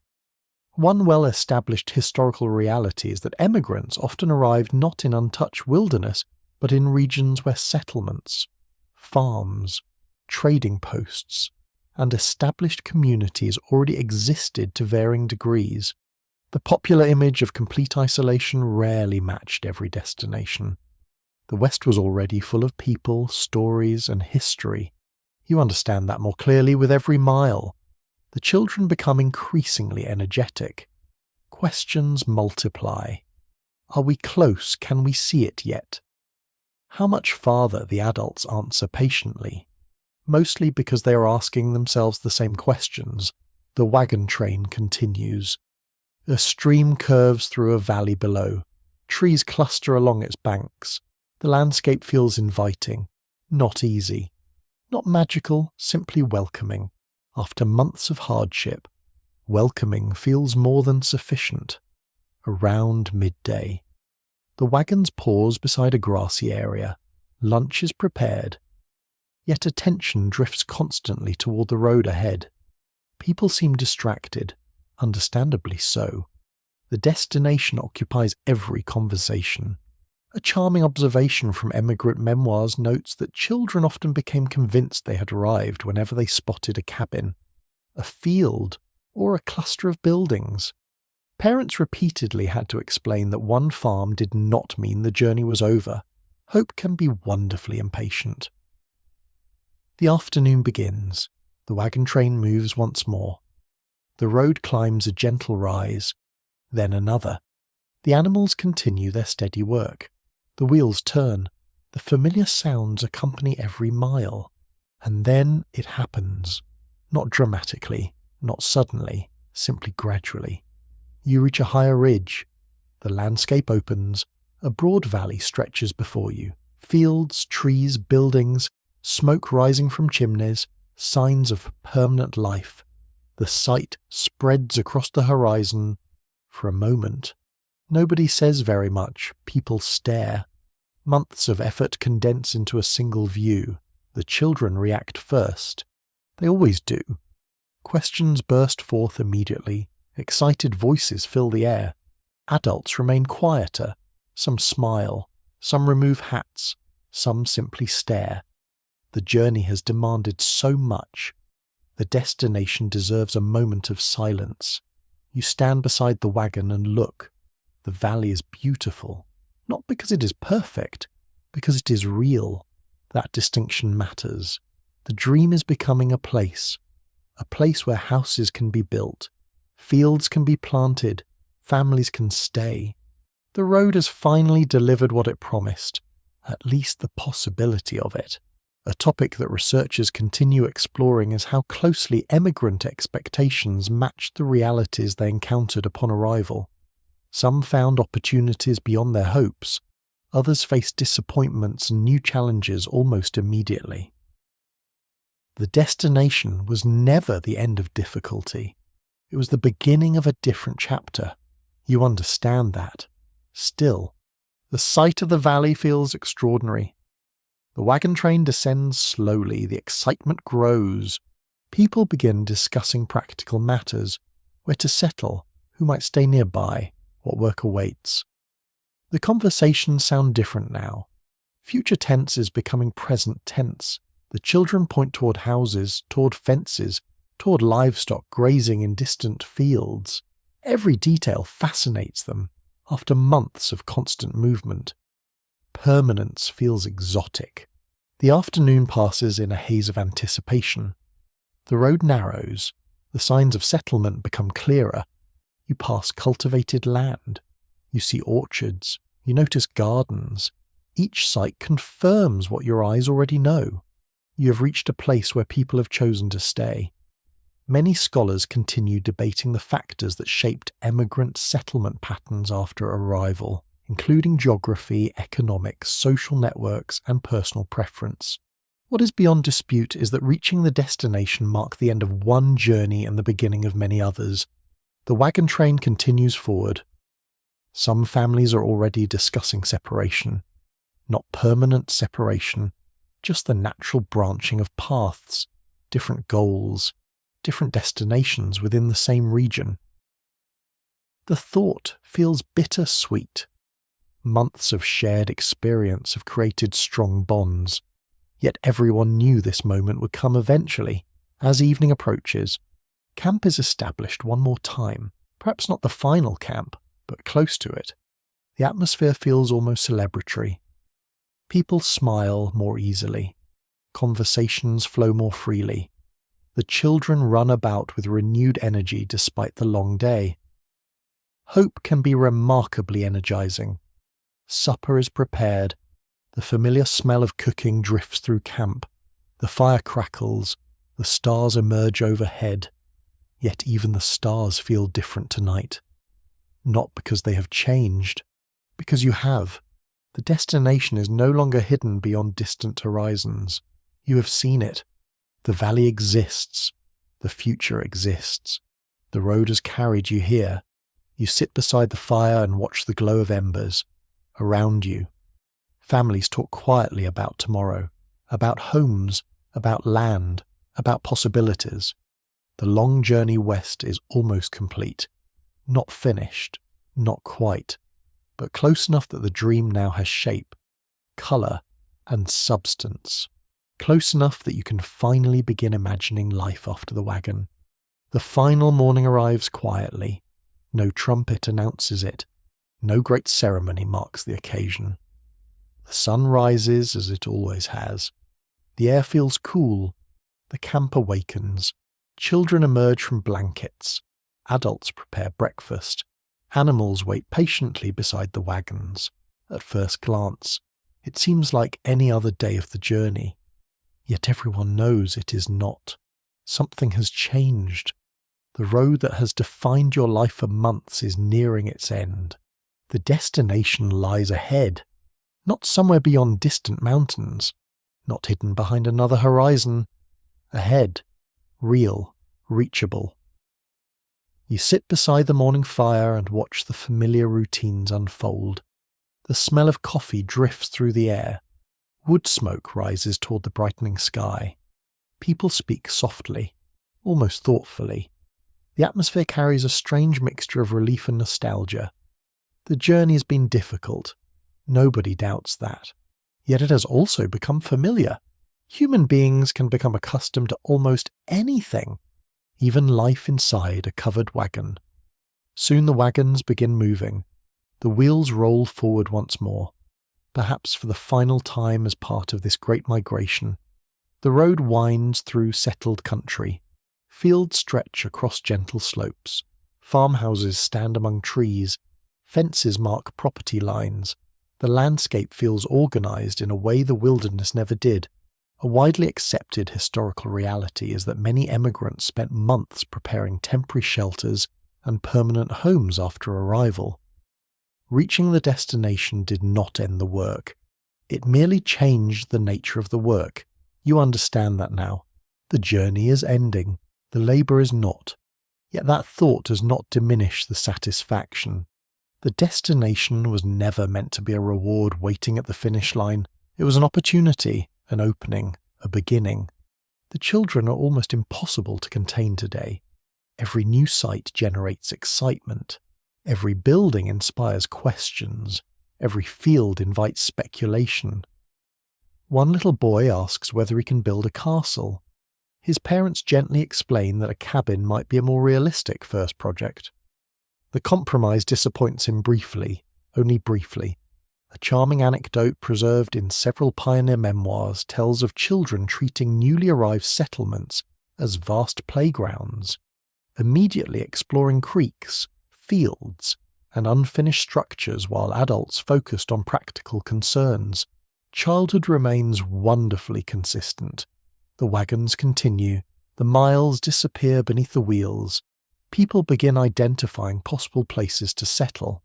Discussions become increasingly specific: water sources, soil quality, nearby neighbours, available land. The conversations sound less like dreams and more like plans. Months ago. The future existed mostly in imagination. Now it exists in front of you. Some historians continue debating how quickly emigrants adapted emotionally after arrival. For some, the transition happened rapidly. Others experienced lingering feelings of displacement, missing places they had left behind while trying to build new lives. The human heart rarely moves as quickly as a wagon. You suspect many travellers carried pieces of their former homes for years, perhaps forever, by midday. The wagon train begins separating, not dramatically, not sadly, simply naturally. Different families have different destinations, different opportunities, different priorities. The temporary village created by the trail starts dissolving. One wagon turns toward a settlement, another toward farmland, another follows a different road entirely. People stop to shake hands, exchange addresses when possible, promise future visits, offer good wishes. Some promises will be kept, others will disappear beneath the weight of distance and time. Yet the friendships were real, the shared experiences were real. The road created bonds that will not be forgotten easily. You find yourself watching familiar faces disappear into the distance. The storyteller, the wagon repair expert, the family whose children played with your children, the travellers who shared rivers, storms, dust, laughter, and long evenings beneath the stars. For months they have been part of daily life. Now the road is carrying everyone in different directions. That is the nature of journeys. Eventually they become memories. The afternoon sunlight spreads warmly across the valley. The destination grows closer. The wagon creaks along one final stretch of road. Then, gradually, you arrive not at a grand city, not at a magical paradise, at possibility, at land, at work waiting to be done, at a future waiting to be built. The wagon stops.